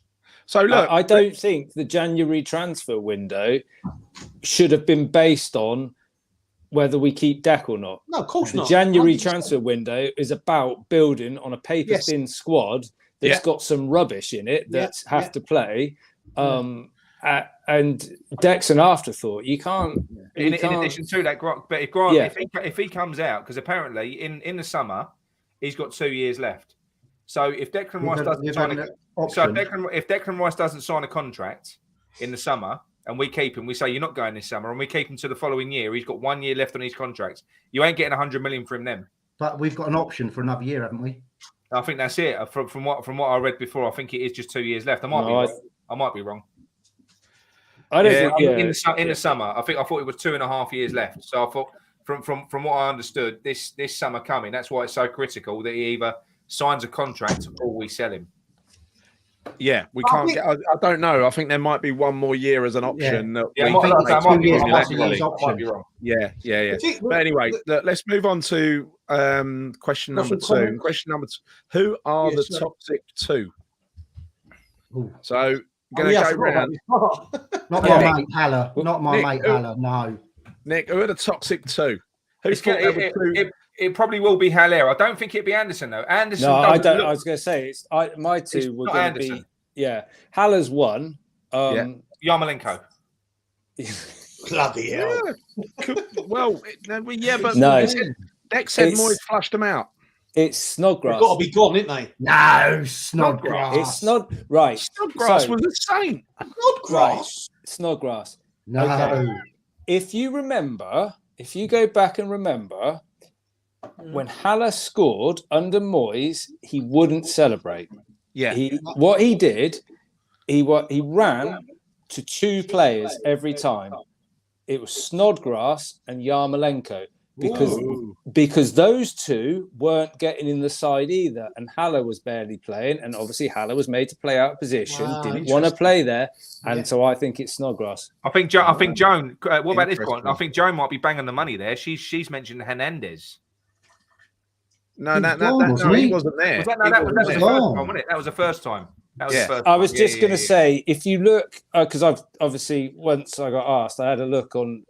I mean, the other one could be Jack Wheelchair, because it was Wheelchair, Haller, and Snodgrass were the ones that went. I would say Wheelchair went in definitely. October, Haller went in the January. In fact, Haller and Snodgrass went on the same day. Well, if Jack Wilczek, he ain't even playing football at the minute, so he'd be happy to be fighting relegation now, wouldn't he? Well, that's an interesting one, actually, though, isn't it? Jack That's a Wilshere. good point. What he come up with there. Yeah. I would like the definitely idea say about Snodgrass. Wilshere, to be fair. Yeah. Hugill was another one. No, that was his signing. Yeah, that went in that window. Diangana, but I don't think it was him because everyone seemed upset that he went. So I think what you said makes a lot of sense. He would, the players that aren't getting in the squad would probably be more akin to be a bit of a partnership or a bit of a group. I can't see. It was a clear and obvious. There was a click in the camp that weren't getting on because they weren't Moyes' buys. So The only reason I can't see Snodgrass is because all the stuff he did with Isla Caton, I can't see it. Yeah. I struggle with. I mean, you might be right. I don't know. I definitely think Haller is one of them. Haller, for fact, we let him go for half of what we fucking bought him for. He's got to be one of them. Scandalous, that is. I reckon if I was to go for two after listening to Grant list everybody, I think Jack Wilshere and Haller would be my two. That's a good. I think Anderson was too much of an introvert to be that kind of. He was late. He was afterwards as well. So yeah. He was Anderson cost us, didn't he? Because Moyes put him on the pitch. We couldn't get another player in or something. It was ridiculous. So, Chris, we haven't heard from you. Chris, we haven't heard from you. Who are your two? I don't know. We'll never be able to test this and prove it, but doesn't matter. It's speculation, wild speculation. Oh my God, I don't do that. Haller is just I can't even talk about Haller because I think I might have been wrong about him and we shouldn't have sold him. But what? What? Get over it. Right. This is I am all for the Haller defense. Yeah. Do you know what I mean? I thought the first game I watched him was Aston Villa away, and I've never seen such a lazy, boring. I didn't care if he was Pele. I just didn't like him. I thought he was boring. He's one of those people that he's so cool. I'm too cool to celebrate, and I just don't get into that because I'm a West Ham supporter, and I'll take any bit of excitement. And to have somebody being so boring and dull is just not. I just don't. I'm not interested. But I tell you what, I wish we still had him. Arsenal. We bought Haller, right? I wish we still had him. Haller's his whole thing was about what he did at Eintracht Frankfurt, right? Mm-hmm. And he played in the number 10. And the guy that played in the number 9 was a Croatian whose name I can never remember. And he got flogged to Real Madrid for like 75 million. And then we paid 42 for Haller. And Haller's whole thing was about how he played in the hole and he linked between the midfield and the Croatian guy that scored all the goals. And so he scored goals, but he assisted for loads because mate boy banged all these goals in. So Pellegrini buys him as a 10. Moyes comes in and says, "Now you're going to play as a lone striker," and tries to push him up the field. A complete waste of what we bought him for. And what's he playing for Ajax now, though? Isn't he playing right up front? Yeah, but that honestly, I had a row. Farmers League, a little bit of a farmers league, isn't it, that one? Oh, I had a row with some Dutch guys, and they got mad at me because I called it a third-rate European league. And the guy came back to me and said it's the 6th best league in Europe, and I'm like, mate, you just like that's my argument too. After the championship, he never responded to that. And I'm like, well done, mate. So and listen, and he scored Champions League goals in a group that has a side where everyone said that Dortmund are a brilliant side. They lost Haaland, and they're not. Yeah. So, but yeah. So, John, do you want to take us through a few comments? Yes, I will indeed. So, on the topic of Rice leaving, Claire is adamant that Rice will not leave. Sorry, a bit slow at the minute. What's going on there? Rice will not leave. Rice will not leave in the summer, according to Claire. Take Rice out of our current squad setup, and we are bang average. I think that's what you was pretty much saying. Oh yeah, without investment, we are. Yeah, we need to break the bank to keep him, including his own wages. But if you listen to what he said, Nick sort of said earlier when he sent us in a WhatsApp group, Gal, about Rice said he wants to win trophies and all that. You've got to expect it. Most players want to win trophies, so we can offer him all we want, but we're not going to possibly not win the trophies he's looking for. We had the chance to give him what we wanted, and we didn't do it. Yeah, just imagine though, if we this season if we could win just the Europa League or the FA Cup or something like that. Just imagine that being the club where he won his first piece of silverware. How brilliant would that be? And he'll lift the trophy. I don't think top 4 is out of the question yet. I genuinely don't. It's never out of the question until it's mathematically impossible. You've got to keep believing, and that's not being overly optimistic. That's being you're in it. If we win 8 out of our last few games, like we did against Watford, poor performance, but we win. Who cares? It's all about. Great. A good point about him lifting the trophy. Would he? Do you think, being the guy he is, bring Noble on to lift the trophy? Oh, probably. You've got to. Yeah. I've got to be honest. I'm going to say if Declan Rice leads us to a trophy win, that's Declan Rice's trophy. I'm afraid. Yeah, he lift it first. You can share the lift and all that stuff. There's loads of PR ways of doing that. John Terry lifted a trophy. He didn't even play. He just put a kit on it. John Terry will appear if we lift the trophy. I think. Whether you like Noble or not, Declan's got a lot of love for Noble and a lot of respect for Noble. And so, the trophy, Noble would be lifting it with him. Do you know what we underappreciate the fact? If Rice goes imagine in the summer, Noble's going to retire, so he's not going to be in the dressing room no more. Bad scenario, right? And Rice also leaves. That dressing room is devoid of massive characters. You know what I mean? Yeah, I know. Right. So Chris says, would Calvin Phillips be good enough replacement for Dex? Not as good, but he's If he would be a good replacement. He would be as good as we could get as a replacement. I think. Be a good pairing with Souček. I think he's off to Dortmund. I'm trying to get be a better pairing with Gallagher, Chris. If we can I'd take Gallagher any day. Phillips and Gallagher, I think. Claire says, I think everyone is trying to get their head right for him to leave. I actually believe, Paul, that he will stay next summer. I think he'll stay another year. I truly do believe that. I don't know why. I'll tell you what, I said this last week. I said this last week. I think if he stays one more year, it crossed the borderline to being a West Ham legend. If he's a legend already to me. He's a legend already to me. Now, one more season, then that is something that he doesn't have to do, right? So I'd respect him for that. It's interesting, obviously, because the World Cup normally would be in the summer, wouldn't it? Yeah. And that's kind of like everyone has, and obviously he's going to go to the World Cup. I'm assuming he's going to have an amazing World Cup, and it'll be levels above. He came back from the Euros 2-3 levels above what he was last season. I wouldn't be surprised to see him captaining in games in the World Cup, to be fair. Only if bloody what's his name does his knee in or something. Kane. You ain't going to dislodge Kane as captain. Do you know the World Cup thing is a really interesting thing from Grant though, because that actually could be the factor that keeps him at West Ham because I want to have loads of international and European football, but he's got the World Cup. And that's a massive fact. I never thought of that actually. Well, the thing he's got nothing to. He's not trying to get his place in the World Cup squad. He's guaranteed. Yeah, he's got it. He's captain of West Ham, and that'll walk him into the team. It's a little bit. It's a little. That's a really good point. He will go to Liverpool for 100 million. No, Liverpool can't spend that kind of money. It'd be more. There's an if at the front of that. There's a condition. I was going to say that's Salah's wages, isn't it? So they got to worry about that.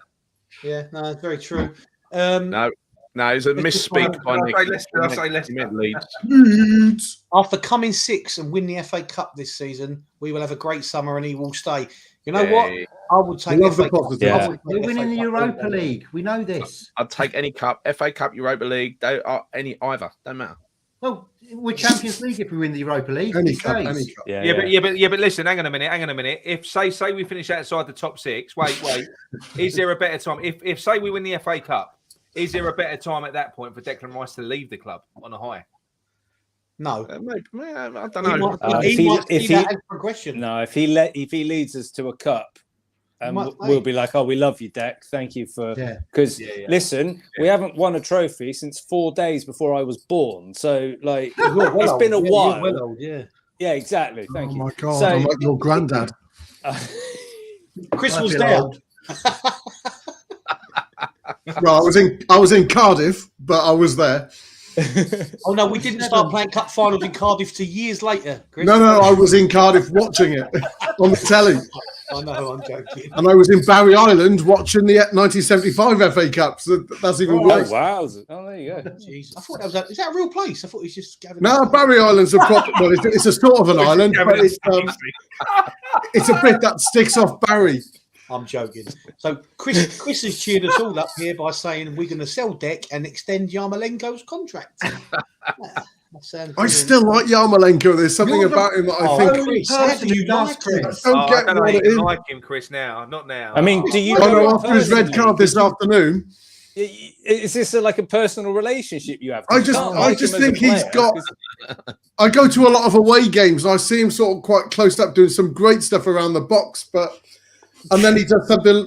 This afternoon he got sent off with an elbow to a Swansea City player, their number 6 in the PL2, and you just think, what the hell happened? I've seen, the Ukrainian games he's played before he came to us were magnificent. I thought he was. This is a Haller times 10. But Chris, did you see that? Did you Haller? Chris, did you see the replay of that? That sending off. That was not a sending off today. No, not at all. There's no way. I can't understand what happened. I watched it 4 or 5 times when I should have been in a board meeting. To be fair, the lad that he elbowed was half his age, so the ref probably felt sorry for him. Yeah, I wondered that. But the lad just stood up and just went like this and didn't seem to give a toss, did he? Yeah. Just like, whatever, he backed into me. And then when he got sent off, did you see him turn around laughing? And I thought, yeah, he knows that was nothing. Well, anyway, this isn't a Yarmolenko podcast. Games. In regards to the toxic 2, Pam agrees with Grant and has actually cottoned on to the Jack Wilshere comment. I think Wilshere is. That's a good shout. Almost definite, isn't he? Almost definite. Well, he seems very bitter about leaving West Ham. He's not been very complimentary since he left. Well, you say that, and I have heard this. Pele Amsterdam. Wilshere speaks very highly of Moyes on TalkSport, and he does. I have heard him on TalkSport talk highly of Moyes, in my opinion. But very dismissive of West Ham. I mean, very dismissive of West Ham. He talks about it's like a Mickey Mouse outfit when he came and earned $100,000 a week for sitting in the treatment room. He's supposed to be a West Ham fan. Yeah. I know. Haller has to signing, wasn't he? Haller has to be the one. Moyes wouldn't play Wilshere, but he wasn't fit for long. He never is. He was. Wilshere was awful. Our midfield too was him and Noble, and Wilshere used to want to put his foot on the ball and have a good look around before he sprayed it somewhere, and he just got clattered all the time. Yeah, they both needed a good few minutes to take the position. He wasn't. Yeah, I think it's a shame about Wilshere though, because I mean we all saw him when the he's brilliant for England. Yeah, he was a brilliant talent. It was a shame what happened to him really, and it was literally he's the injuries have finished him. He didn't take care of himself off the field. He got caught all the time smoking and drinking off the field. Yeah. I haven't got any time for him. I haven't got any time for him. He's in the treatment room and he's doing pranks in hiding in fucking washing machines or dryers, whatever it is. So, Richard, This is a good question here. Good question, Richard said, "Would you boys rather take a trophy over top four?" Trophy. 100%. I would. Trophy every Trophy. time. Trophy every time. What'd you say, Grant? Trophy, especially the Europa. Grant's going Right. top 4. Right, listen, we get this all the time. This is a West Ham obsession right now. Okay, we win a trophy. Where do we finish? 4th. And Don't what trophy? care. Oh, no, we don't. Fourth. Good question. We want it all. Don't care. I'm going to say, No, Gary, if you're talking FA Cup or top 4, I'd go top 4. If Oh, you're saying joking. Europa, if you're saying Europa, or I'll if you're tell saying you what. Europa League or top 4, I'd take Europa League. Nick, I'd take FA Cup and 4th from bottom. Do you know why you So, go top and- 4? If you're going to finish Yeah, 4th, trophy. you've got a qualifying round. We're getting knocked out in the qualifying round. Can I just say, we taking away the Betfair Cup and the Intertoto Cup, yeah? The last cup was 1980. Yeah. Surely we don't want another 40 years. I want to see something before I die. Trophy. That's the truth. Yep. I get it. I agree. I think Yeah, all it is, John, all it is with me this season, and the only I know reason I would why. choose this season, I would choose top 4 over a cup is because of Declan Rice. That's the only reason. I genuinely think if he's going to go in the summer, if he goes gonna this go. summer, the wheels are already in motion. Nothing we do is going to stop that. I know, but that's my thinking. If it was If you, a watch that, season, if you watch that program on Declan Rice, you would hear the comment that he said about Gary Neville about he dreams about holding up his first trophy, right? And how much it means to him. Like John He dreams about what it's going to feel like. He doesn't dream about finishing 4th. No. I'm with you on that. Yeah. And we remember 1964, 1975, 1980. Those are absolutely built into our heads. Well, And we remember 1975, and all those kind of years. They're massive, and Declan will do as well. And also, just remember, if we win the Europa Cup, that qualifies us Champions League. for next year as well. And let's be honest, right? Even if Europa we League qualify for comes Champions League, Yeah. we'd find it very difficult to even get out of the group in the Champions League. Right. Sorry, I'm going to disagree with that because where were we seeded? We were seeded 3rd in our Europa League group, weren't we? Because they said, "Oh, you're trash," and then look what happened to us. Oh no, we did brilliantly in the Europa League, absolutely brilliantly. But our ranking will now go up. Our seeding will now go up. I don't know. It depends. I mean, we got in the end quite a fortunate draw in that group because the best team, who were Zagreb, right? Apparently, in ranking terms, Croatia Zagreb, they turned out to be a little bit rubbish. Mm-hmm. But they had a great. I love Nigel. I love Nigel too. I honestly, I think Nigel's brilliant, but you can't do that. I'm sorry, Nigel. Sorry, mate. I wouldn't quite take relegation, but I'd take a cup and 4th from bottom. So I'm almost with Nigel. Talking about Nigel, there's a comment here I've got to put up, and I hope it doesn't offend, but remember, it's come from Nigel. Yeah. Where is it? No, that's not it. Yarmolenko is a disgrace.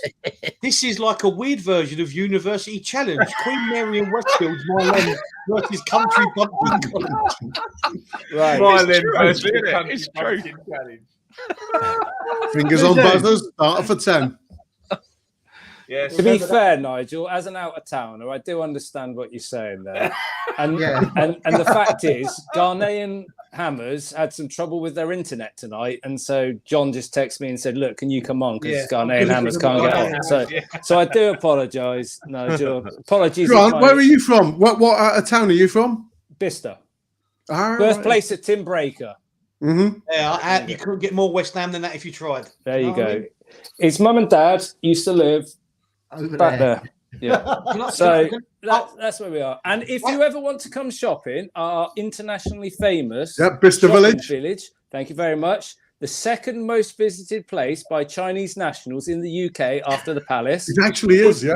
Yeah, that's all true. If you ever want to come, just let me know. I'll pick you up from the station. I'll do a tour with you. And very handy for Silverstone in July. Can I just interject? If you want to get transported from London to Bicester, I'm available as well. Just so you know. 280 quid plus a tip. I'll tell you what, if you're up north and you need a lift down to London so you can get a cab from John to go to Bicester, just get in touch with Chris. He can sort you out. Oh, Grant, don't forget Bicester Heritage, Grant. That is also an incredibly popular thing regularly on a Sunday. Yeah, that's very true. If you want we to really come to have turned into University Challenge now, haven't we? Honestly, anyone wants to come, just Bister Irons on Twitter, drop me a DM. I'll sort you out. Don't worry. Anyway, apologies. If we were to play a game of University Challenge, who do we think would win? Not me. The ones at the bottom. I'm betting the ones at the bottom. I was going to say, hands up if you've been to university. We need to get 8 on here next week, don't we? So we've got the 2 rows of 8. 2 rows of 4. I just saw, no offence, Mike, but I sort of imagine Chris and Grant to get most of the points, and Mike will just shout things out Look randomly. at those quiz results. What is it about football? Second or third? Mike just shouting Desmond into the mic for every. Are you every suggesting that Grant and Chris are going to carry Mike? Now, Mike would do specialist subject of brewing. Right, should we move on to? Have you Probably got any more best. comments before we move on? Any more comments? Let me have a little quick look. Hang on a minute. You might know. John McCarthy's brother lives in Bicester. Does he? In Vista, Ravenscroft. Yeah. Oh, that's in Langford Village. Oh, okay. University Challenge. Nigel's just University abusing Challenge. tonight, so I'm not really sure what we do about Nigel. You know. Oh, yeah, that's a good question from Joan. If we are on University Challenge, what book are the panel reading? Alan Partridge. I'm reading the Paul Merson autobiography. It's a brilliant read, just so you know. Tell you what, Nick. the Brian Clough autobiography, Walks on Water. Read that. I've read it. The last one I read was Dave Grohl's autobiography. Dave Grohl. He just wrote Liam Gallagher's new song, didn't he? He did indeed. Oh, can't get it on my camera. What is it? Looks like some. I'm trying to brew beer and I'm failing, so I've tried the scientific method, and that's far too complicated. So I think I'll just start buying cans again. Just buy it in cans. Yeah. I was looking at your kegs, Mike, and I'm thinking that would be so much easier just to buy them all made. I just want to, Gal, sorry to interrupt everybody, because obviously the other night we had a show and there was a guy on the show who was quite obviously very passionate about everything, and he's on the show and he's put a comment in the chat now, and I just want to bring it up because he's been very honest, and we have to it's not a joke, by the way. I know I usually do jokes, but you know, so he says, guys, I was very passionate about Zouma's situation the other night. I did not mean any offence. And I just want to say, fantastic for apologising, but you didn't need to apologise because, in my opinion, you were passionate, and I get it, you know, and we're all passionate people, so no need to apologise on my part, you know. So, Welcome back. No. Welcome. Yeah, Fair play. I'm surprised you tuned back in, to be honest with you. That's fine. You've just proved that you're not a Spurs fan. That's what we was all saying after the show. We thought he was a Spurs fan in disguise. Right, so let's move on. What are we doing next? Is it Mock the Week? Yeah, the only thing is his timing couldn't probably come at a worse time for me. So yeah, you might want to tune out, mate, for 10 minutes. So, John, can I just confirm? Am I punching or kicking the cat? Which one is it? We didn't play that. No. It's a joke. I apologise. Right, so this is my little brief skit at Mock the Week. Now, obviously, it's Friday, the 11th of February, only 3 days away from Valentine's. I'm sure Michael will be taking Mrs. Brennan out, and Grant will be taking Mrs. Croxford out somewhere, because you're all very romantic guys. But for me, on Valentine's Day, there's only one person I'd love to spend the day with. And I just got a little collage of images for a guy, a player that we all love and we all adore. Here he is. Probably one of the most beautiful players that's ever graced the field wearing the claret and blue. And just to let you into a little secret, this is something I think Grant shared it with me earlier. Craig Dawson in week 24, he played the most successful long passes in the Premier League. So I think that's fantastic news. Breaking news on the striker front, West Ham, another free transfer. Carlos Tevez has been interviewed about coming back on a free transfer at West Ham. I'm sure you well know, apart from football, other sports do go on. We've got the Winter Olympics going on. And Chris, I'm sure you'll be glad to know that the Welsh have entered into they've entered in a Welsh bobsleigh team. And as you can see, the Welsh bobsleigh team in training there, getting ready for the event. Here's Egypt. Dan and I are quite liking those. Here's Egypt's El Neni in tears after the Egypt defeat in the AFCON Nations Cup. But he wasn't crying just because they lost. He was also crying because he's realised he's got to go back and play for Arsenal. There's Mo Salah there. As we know, Liverpool have been often told, Liverpool are basically put the cat out very gently. The referees have decided that they're going to start letting Liverpool referee their own games. And there's the referee handing his referee whistle and cards to Salah. As we know, Dele Alli signed for Everton earlier last week at some point, and he's turned up in a Rolls Royce, which caused all sorts of questions and queries over his mannerisms and how he should turn up driving such a, But I was more concerned about what he was wearing. He turned up not looking the best, and to be honest with you, he actually caused a little bit of a problem. The police are investigating because this guy has accused him of stealing his clothes. So Dele Alli's got himself into trouble quite soon in his Everton career. Shameful scenes last week at Leicester and Nottingham Forest when Leicester were beaten 4-1 by their East Midland rivals. There he is, the Leicester fan. You may recognise him from, Hollywood movies. Most notably, he was in Ghostbusters as the Mr. Marshmallow Man. It's not just West Ham news that we talk about. We love talking about Tottenham, don't we? Let's be honest about it. There's the famous Spurs emblem, and it's been discussed in court, I believe, yesterday and today, that they will no longer be allowed to use the Y word. The Y word is no longer allowed to be used. Harry Kane has spent the last 48 hours trying to work out what the Y word is. He's not sure what Y word it is that he can't use. Antonio Conte must be a bit surprised at the effort he's got to put in at Tottenham and the despair and the stress he's causing. There he is when he turned up at Tottenham. He looked a very handsome, full head of hair, immaculate man. After the game against Southampton, he looked fairly dishevelled, dragged through a hedge backwards. Getting on to last week, we know we played Kidderminster Harriers. It wasn't a great performance by the boys. Issa Diop had a terrible game, and that's half time. Dawson, the legend that is Dawson. Dorsey.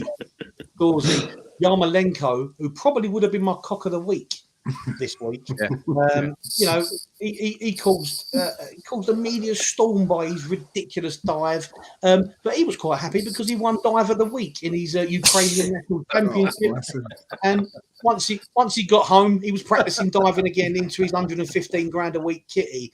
Now, I'm sorry for the rescue guy who's just come back in, and I don't mean any offence by this, but we have got some exclusive footage of the first interview by Zouma's cat, who he called Wee Wee.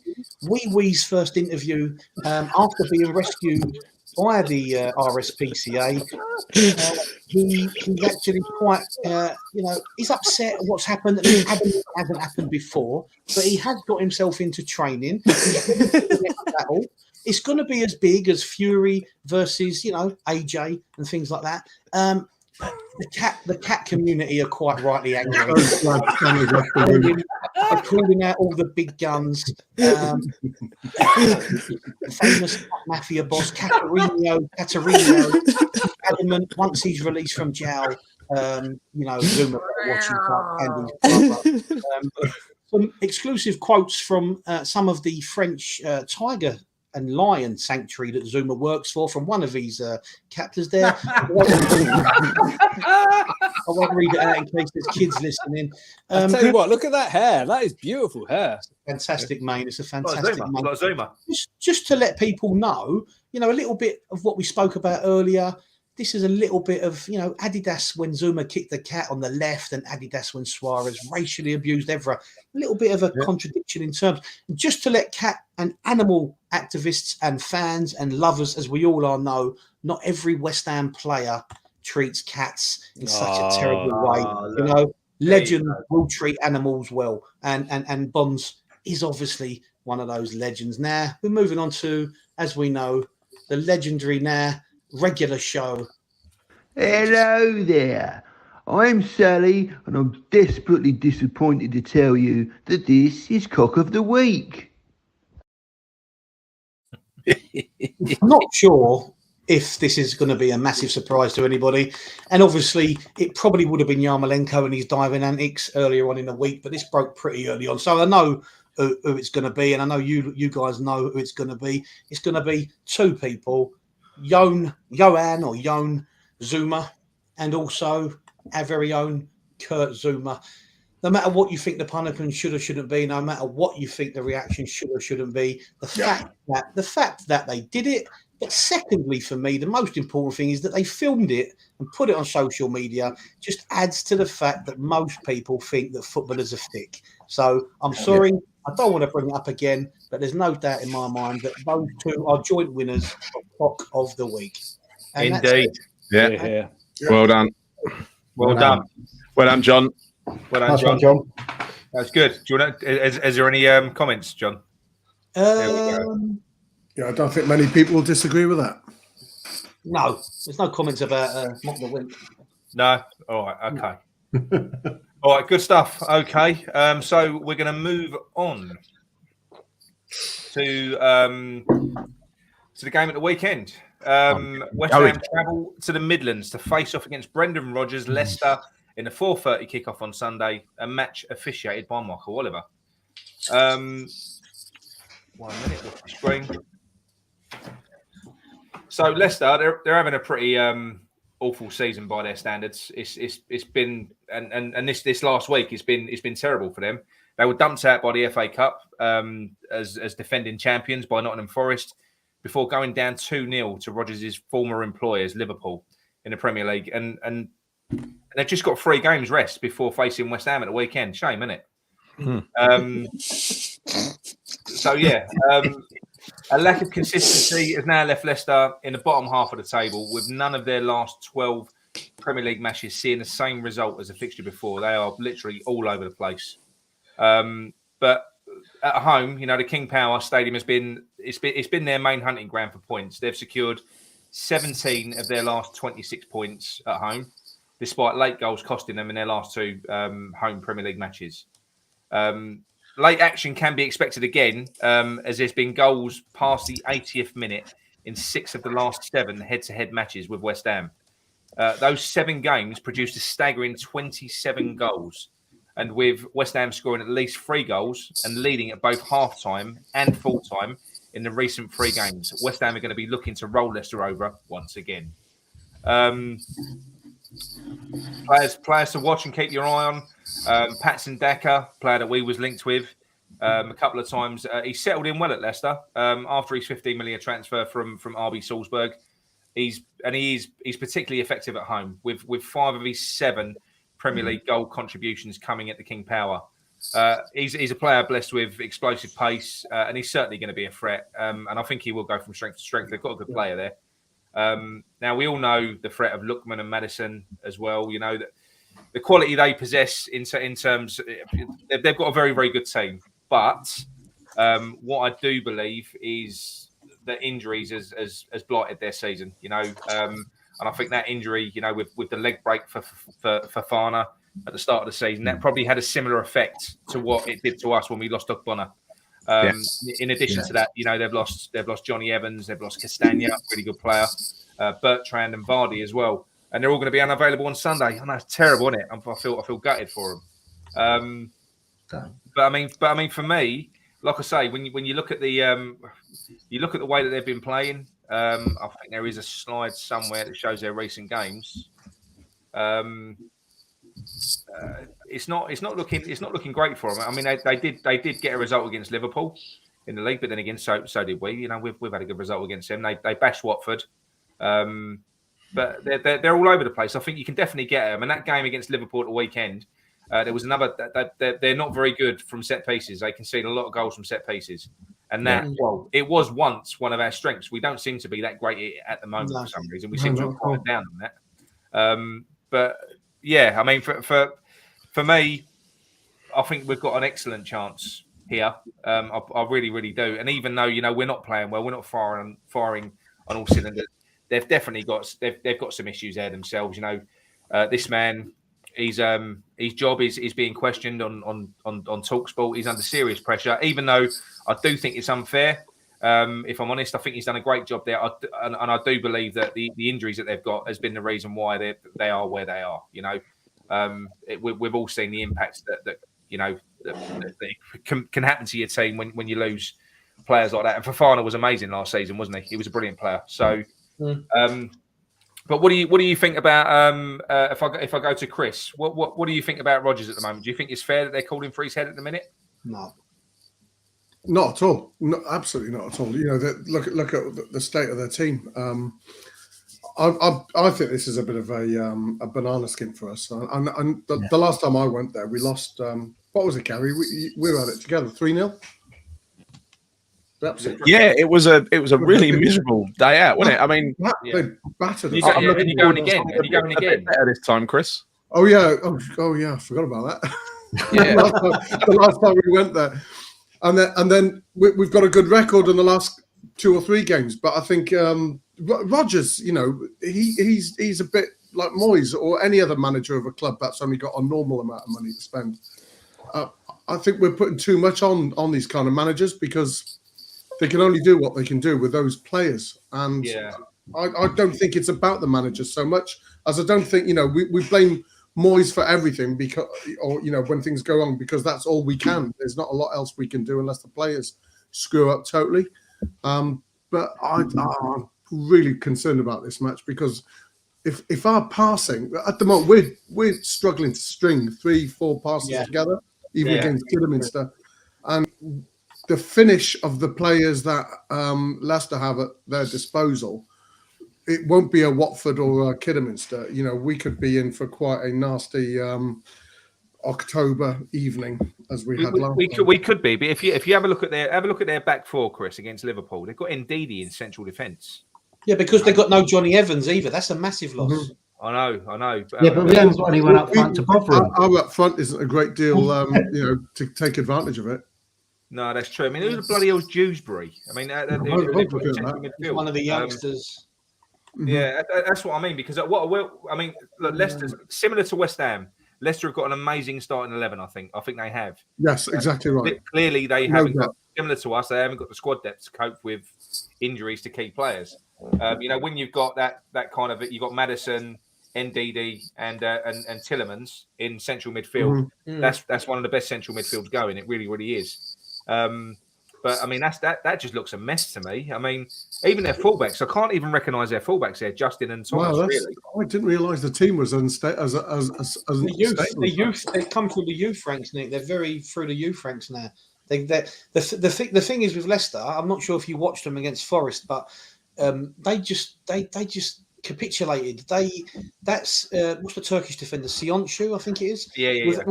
Without Johnny Evans there, he lacks all sorts of discipline. Like he sort of he was making tackles when they was 1-0 down, like he'd given up. He was flying. He was giving away foul after foul after foul. And the thing is about Johnny Evans is, you know, he's been around such a long time that he is obviously, in my opinion, now Wes Morgan's gone a couple of years ago, he's their rock at the back. And without him, they miss him massively. And it lopsides their team because Sionchu can't be he can't be Johnny Evans. So he's almost like the leader amongst all the young kids that are playing in defence with him, and he's not that. He can't do it. You know, he's not a Johnny Evans. Absolutely, but I think like a question to Mike. Vardy's a huge miss. But when you look at the injury list, right, they've effectively got Castagna and Bertrand. I think that's their first team fullbacks. Yeah, you've got Johnny Evans and Fofana, exactly, who is their centre backs. Their entire back four is out. Exactly. And you got Jamie Vardy, who is their first choice striker. And they have got cover for him. But when you look at that, this is a game we've got to go for, aren't we? We've got to go for this. We have. But we won't. We won't, will we? This is another one of those pessimistic games. It's like Chris said. I think that 1-1, 2-2. I don't want to say Desmond, but it's going to. I'd be happy with a point now because I know that Leicester are going to be on their game after Forest, after Liverpool. I just think they're there for the taking this time. I think they're there for the taking. I think they are. I think they're there for the taking. I genuinely do. Should be. We're not a team to take them, are we? Mm-hmm. I know, but you can look at it one or two ways, Mike. You can look at it down to the fact that we all accept we've not been playing to our potential. Our performances have been pretty shit for a while now. but we've still been grinding out results. Yeah. What we've got is Jared Bowen loves a goal against Leicester. And Antonio as well. And Noble. Yeah. Oh, that was a great goal. I was at that game. That was a great goal, yeah, sorry. Yeah. But what are your thoughts on Leicester's seasons, Grant, so far, their season so far? So as soon as Rodgers gets linked with the Man United job, they fell off a cliff. Definitely. Because if you think that your manager's leaving, then when he's trying to motivate you and he's tearing into you at half time because you've not played well in the first half, you're like, I ain't interested. You're not going to be here. You don't want to be here. Yeah, even if it's only a 2 or 3% decrease, that is all it takes in the Premier League. No, that's it. I think so they finished fifth, didn't they? And we were sixth, and we're similar clubs in that squad wise, like you say, good starting 11s, not a lot of depth. They've done what we want. They've gone on. They finished fifth, and they win the FA Cup. All of us would, we'd be over the moon with that, wouldn't we? That's that's the kind of thing that would be a dream for us. Oh yeah, 100%. Yeah. Winning the league, that's a weird season, and fair play to them. But you sometimes, again, they've tried to add to their squad. They've maybe not added anyone that's of any real quality that's actually made pushed them on. An aging squad, etc. It's hard if you don't invest serious money. This is why the big clubs invest serious money all the time, is because you have to keep putting the money in to get the new players to keep it fresh and keep it going. And it's such small margins. But I think the only thing is, Grant, I think when you lose your first team back four, it's like Liverpool. It's like Liverpool. If Liverpool lose Van Dijk, same as us earlier in the season, we lost our back four. Yeah, we still have, yeah. So can I go back to the comment about Leicester not investing, because they sold Maguire and invested in Fofana. The players you're now talking about, how much did they pay for these players? They wasn't not a lot, did they? They got Maddison for a steal. Yes, and that's the Leicester. They got Fofana for a steal. Yeah, but they already had money. Wisely, and now we're talking about these players being out and being part of their first 11. So it can be done. It's. I mean, I think Leicester are a good team. Yeah, they are. I think when that happens with what's happened to them, when you got long-term injuries to a back four like that, I think whoever you are, Man City probably would struggle if their first choice back four was fucked. They'd probably, it would be a problem for them. They're such a different side though, because their back four's been trash for years, and they keep winning look at them. Even like the year that season when Company was out, that last year when they won the league, and he was out long term. He turned back up. Their back four's, they can just blow you off the park, and they have so many options up front and in midfield. But they don't spend big money though, Leicester. No, they don't. But they invest. Fofana, we was in for Fofana, and then basically we bid 20 million. They bought him for 35. So I believe that's a lot of money for them. Price. I think they go. The players they had that helped them win the league. Vardy cost peanuts. Mahrez cost about £500,000. Kante. Look how much they sold him for. I know. What I'm saying is, I think they generally that's their model of buying. They look cheap players overseas. Fofana obviously is contrary to that, but generally they look for the cheaper alternative. They don't just, they probably could. I'm sure their owners have got lots of money. They probably could go and buy loads of £30 million players or a few more, but they don't. They look to try and buy that gem, that sort of hidden gem, because that's how they won the Premier League, with players that none of us knew about. Generally, that's right. But like I say, but when you look at that is why I think we generally do okay against Leicester anyway. I think we do, because Leicester are a. But I think what it is, Leicester are an attacking team, and we play good in the counter attack. So I think it suits the way that we play, because Rodgers comes after you. He always sets up to come after you, and I think that kind of plays into our hands a little bit, or it did at least. I mean, You know, it worries me. Oh, go on, John. Go on, Grant. Go ahead, mate. I was just going to say, it worries me that they've had 4 results without a win. You know, like into West Ham. But the law of averages says that you're going to get. Yeah, but we've been on a bit of a shit run. I mean, we lost 2 games before this one, so we only beat Watford, didn't we? You know, we still won 4 out of 6, didn't we? I think. Is that right? Yeah, we beat Norwich. Yeah. The thing is with Leicester at the minute, with the injuries they've got, apart from Kasper Schmeichel, and I always think it's very difficult for a keeper to influence the outfield players, right? I genuinely do. So when a goalkeeper's a captain, I think it's a bit. And without Vardy and without Johnny Evans, they're 2 big characters. They're two big leaders. They don't have that, and that's what I was trying to say about Sionchu. His other defenders are all like young kids who have come through the ranks. They're good players, obviously, but they're not the established Premier League players. And I think that but Leicester have got to look beyond Vardy because Vardy's 35 now. I think we all forget that. I think they are though. I think they are. That's why they've got Daka in. That's why they've got who's the other one? They've got Iheanacho's been there for like 4 years. What's he done really? I mean, I don't really. He'll probably score one day. Is he playing on Sunday? Who, Iheanacho?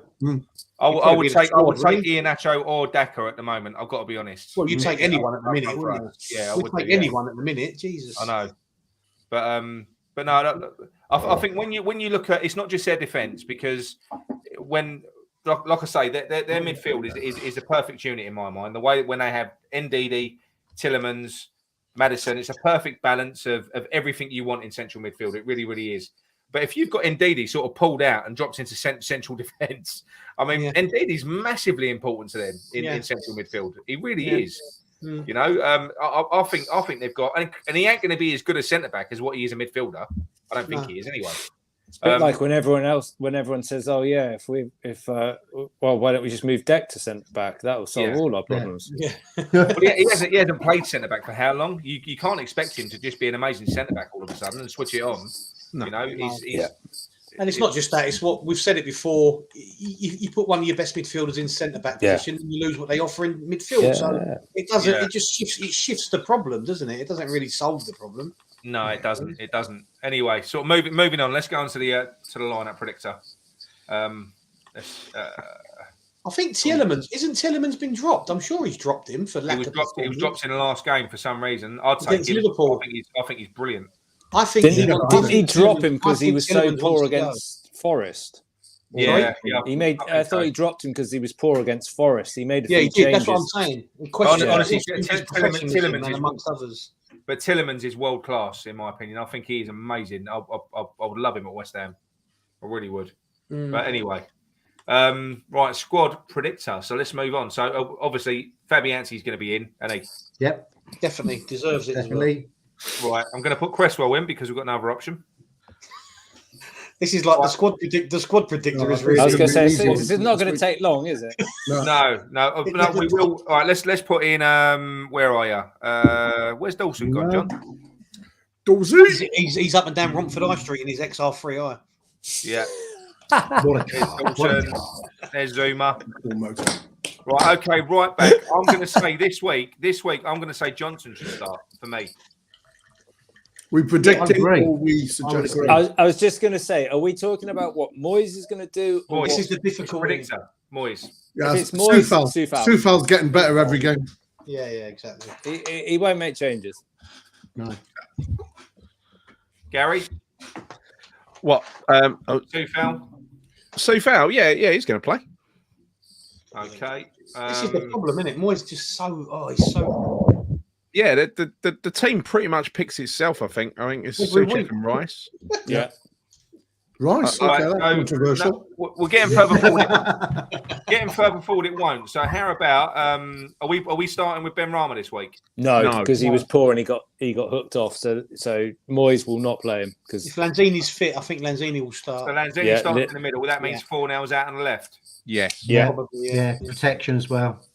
Ben Rama is a bench impact player for me. Yeah, and this is what you want to do against Leicester. You want our top attack. I think from the start.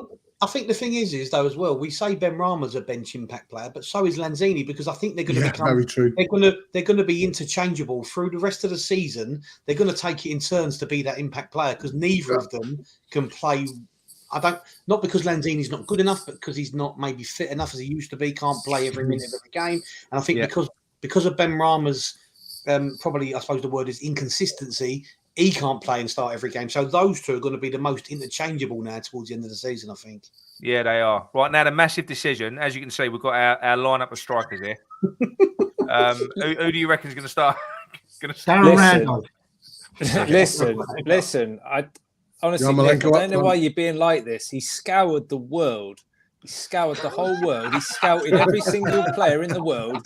And he said, you know what? Nobody is better than the player that doesn't actually exist. So what can I do? So I know.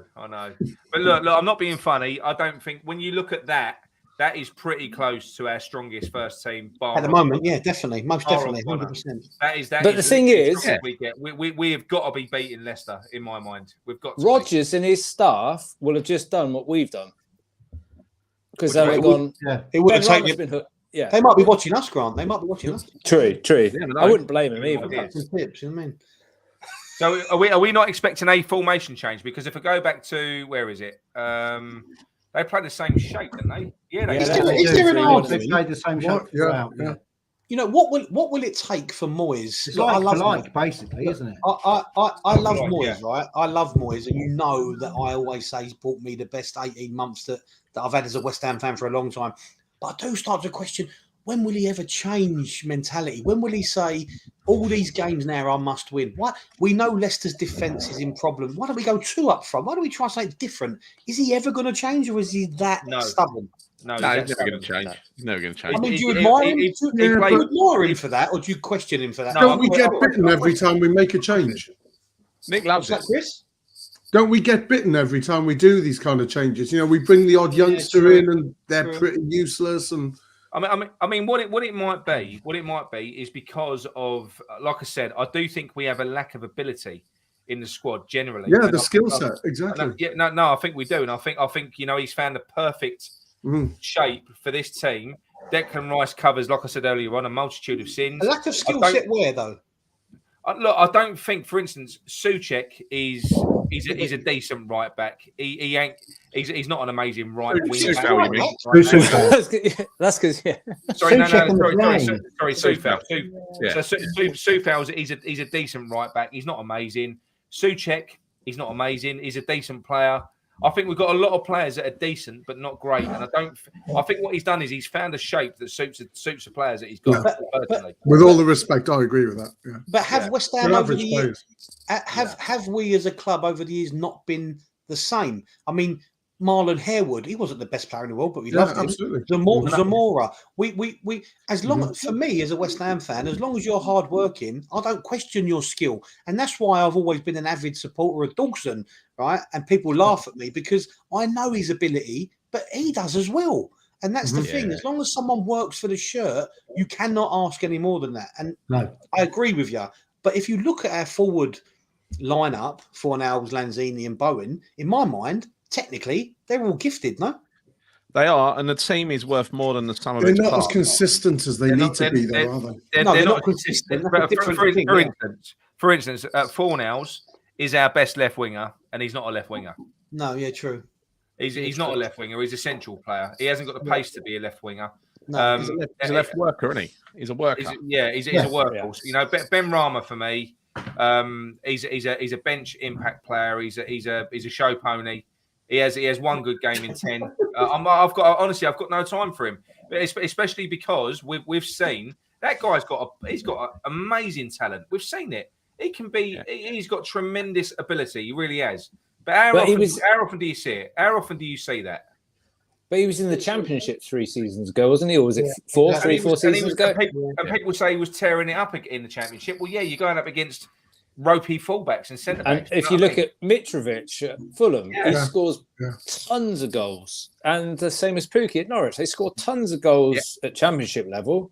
Can't do it. in the Popper, Premiership. you can't do it. It's too hard. It's very funny we talk about consistency though, because I was listening to Radio Manchester on the way home tonight, and they had a Man City supporter saying that the two most inconsistent players they've ever had at Man City are Gabriel Jesus and bloody Raheem Sterling. Yeah. I agree with Gabriel Jesus. I've got to say, I agree. But the thing is, even at their lowest, they would walk into our team, and it's a lot of relative, because the creative players, your top, your forward four players, by definition, they're going to be more creative and more inconsistent because of it.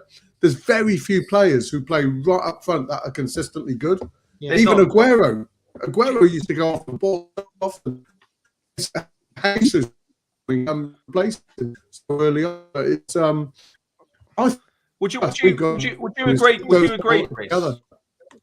Chris, would you agree that with Antonio? At the moment, I mean, in that last game in particular, I mean, I'm an avid defender of Antonio. I love him. I don't think it's his fault that he's struggling the way that he is. I don't like picking on him, but I must admit, I'm struggling to defend him more and more in some of these games.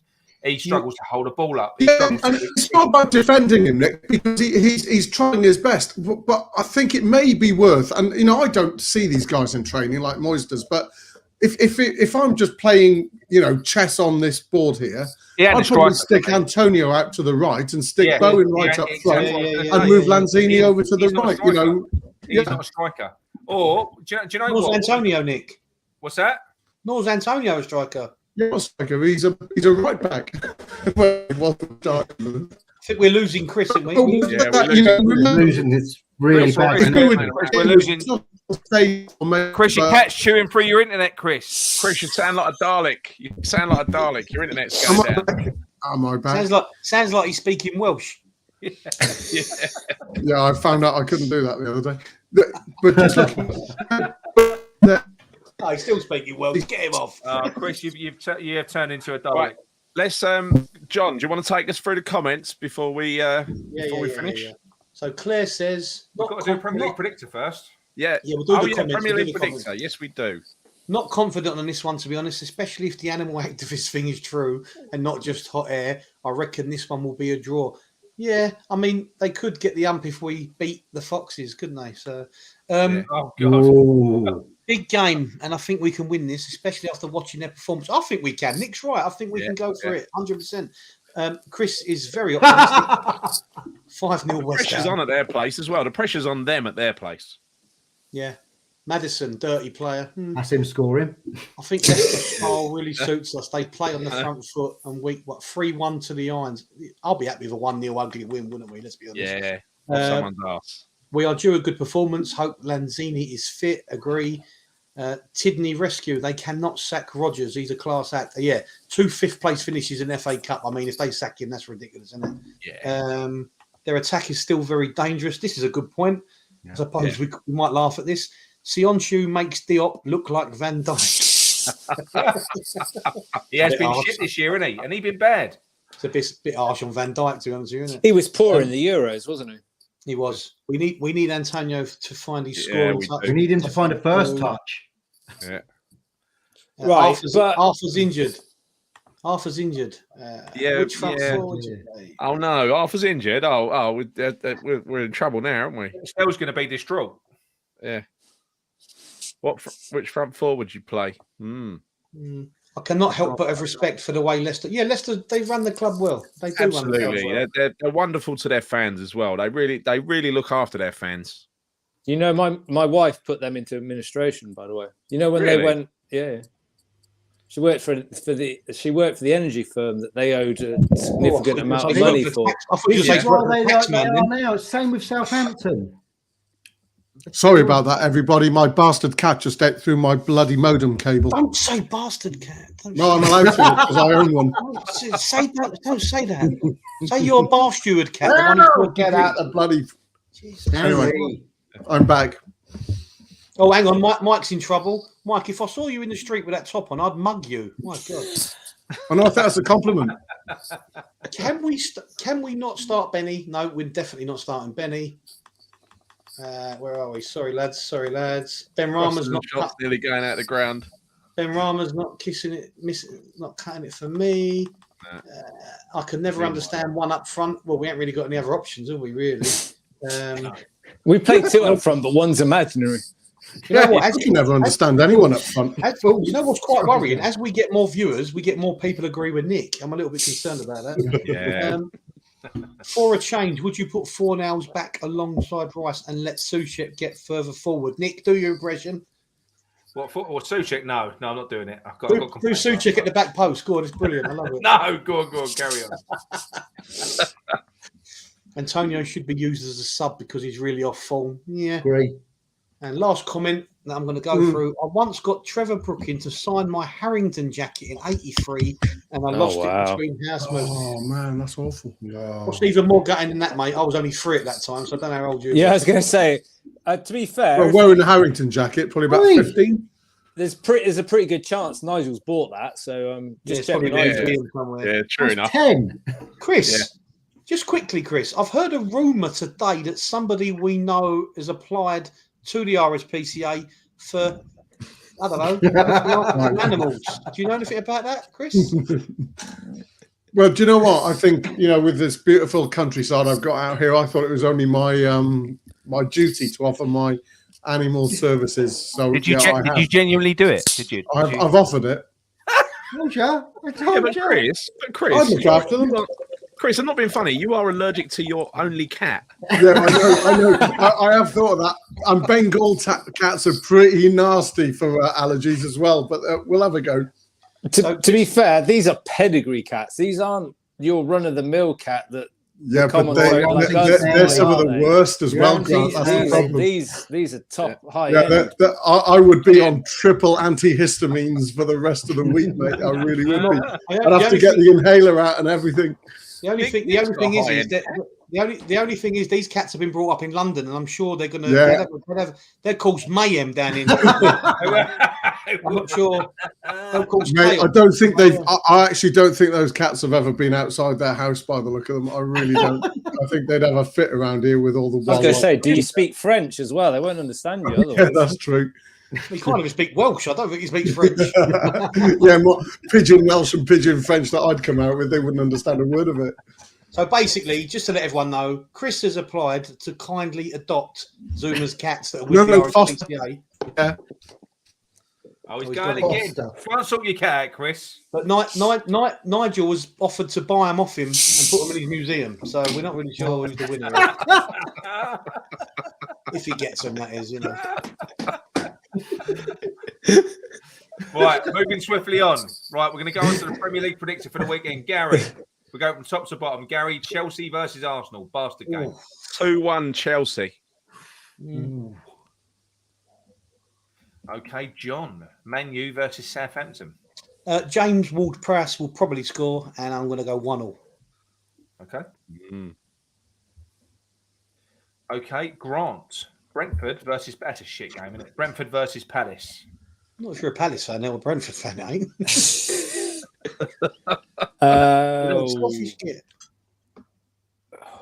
2-2. Look, Mike's living. Yeah, Mike always does the first Desmond of the show. Does he loves the Desmond? Sorry, Mike. Apologies. Mike, Desmonds are off the table, mate. Everton versus Leeds. That probably will be. As much as I hate him, I'm going to say 2-1 Everton. Okay.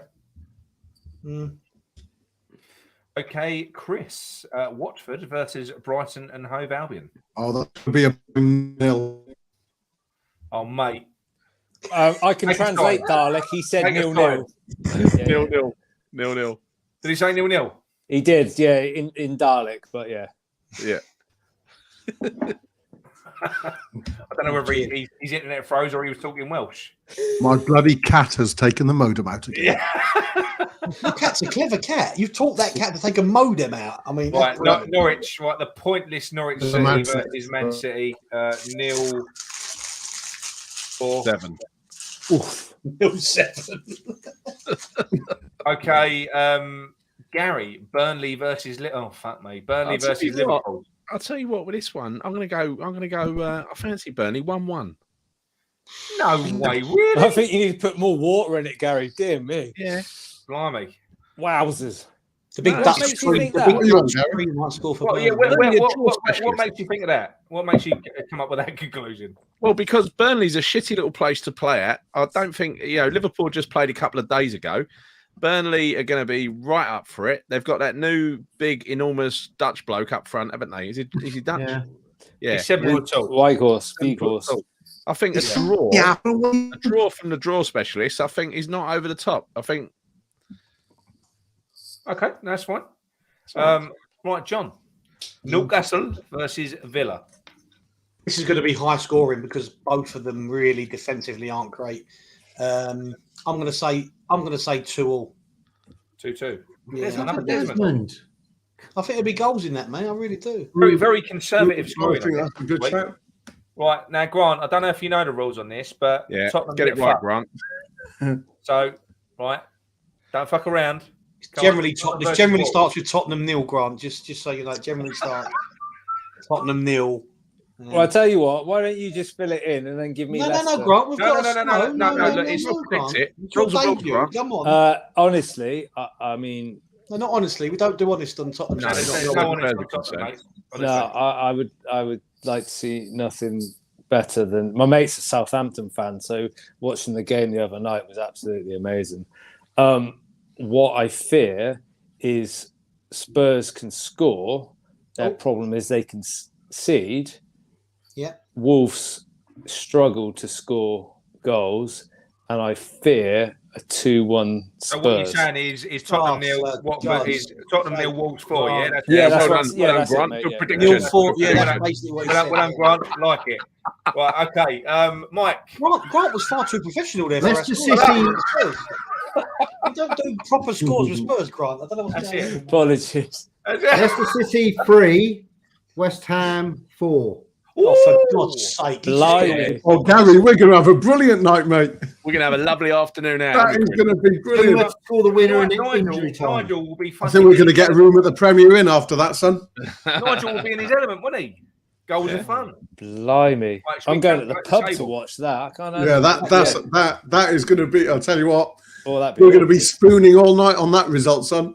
Look, we'll still be full. Is that a threat or a promise? So look, Could be taking us either.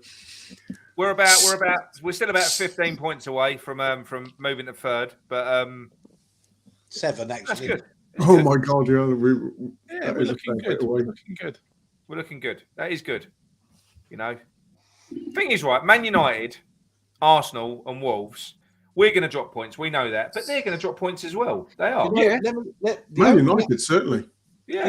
The only team, in my opinion, out of Man U, Arsenal, and Wolves and Tottenham, the most consistent team, I probably fear Wolves more than the others because the others are more up and down. They've been the most consistent. Wolves have. In terms of play, yes, especially. Yeah. Yeah. Right, John, go and run through the final comments, mate. Yeah, I mean, to be honest with you, mate, most people are just talking to themselves because there's a lot of anger directed towards Grant. I don't know why there's a lot of anger towards Grant. Sorry, Grant. Claire said, "Do we only do the quiz when Nigel is on?" Yes, because someone. Yeah, because none of us know anything. Happy Hammerette has said, "Evening, chaps." I mean, she's only just Bit late. I was going to say, it's funny how she turns up after the West Ham Fan TV lot finish, isn't it? Oh, yeah. You But it's Grant. nice to have you with us, Happy. It's lovely to have you with us. Thanks for joining. Good show. Take care, everyone. Yeah, take care to you too, good, sir. Yeah. Or madam, I'm not sure.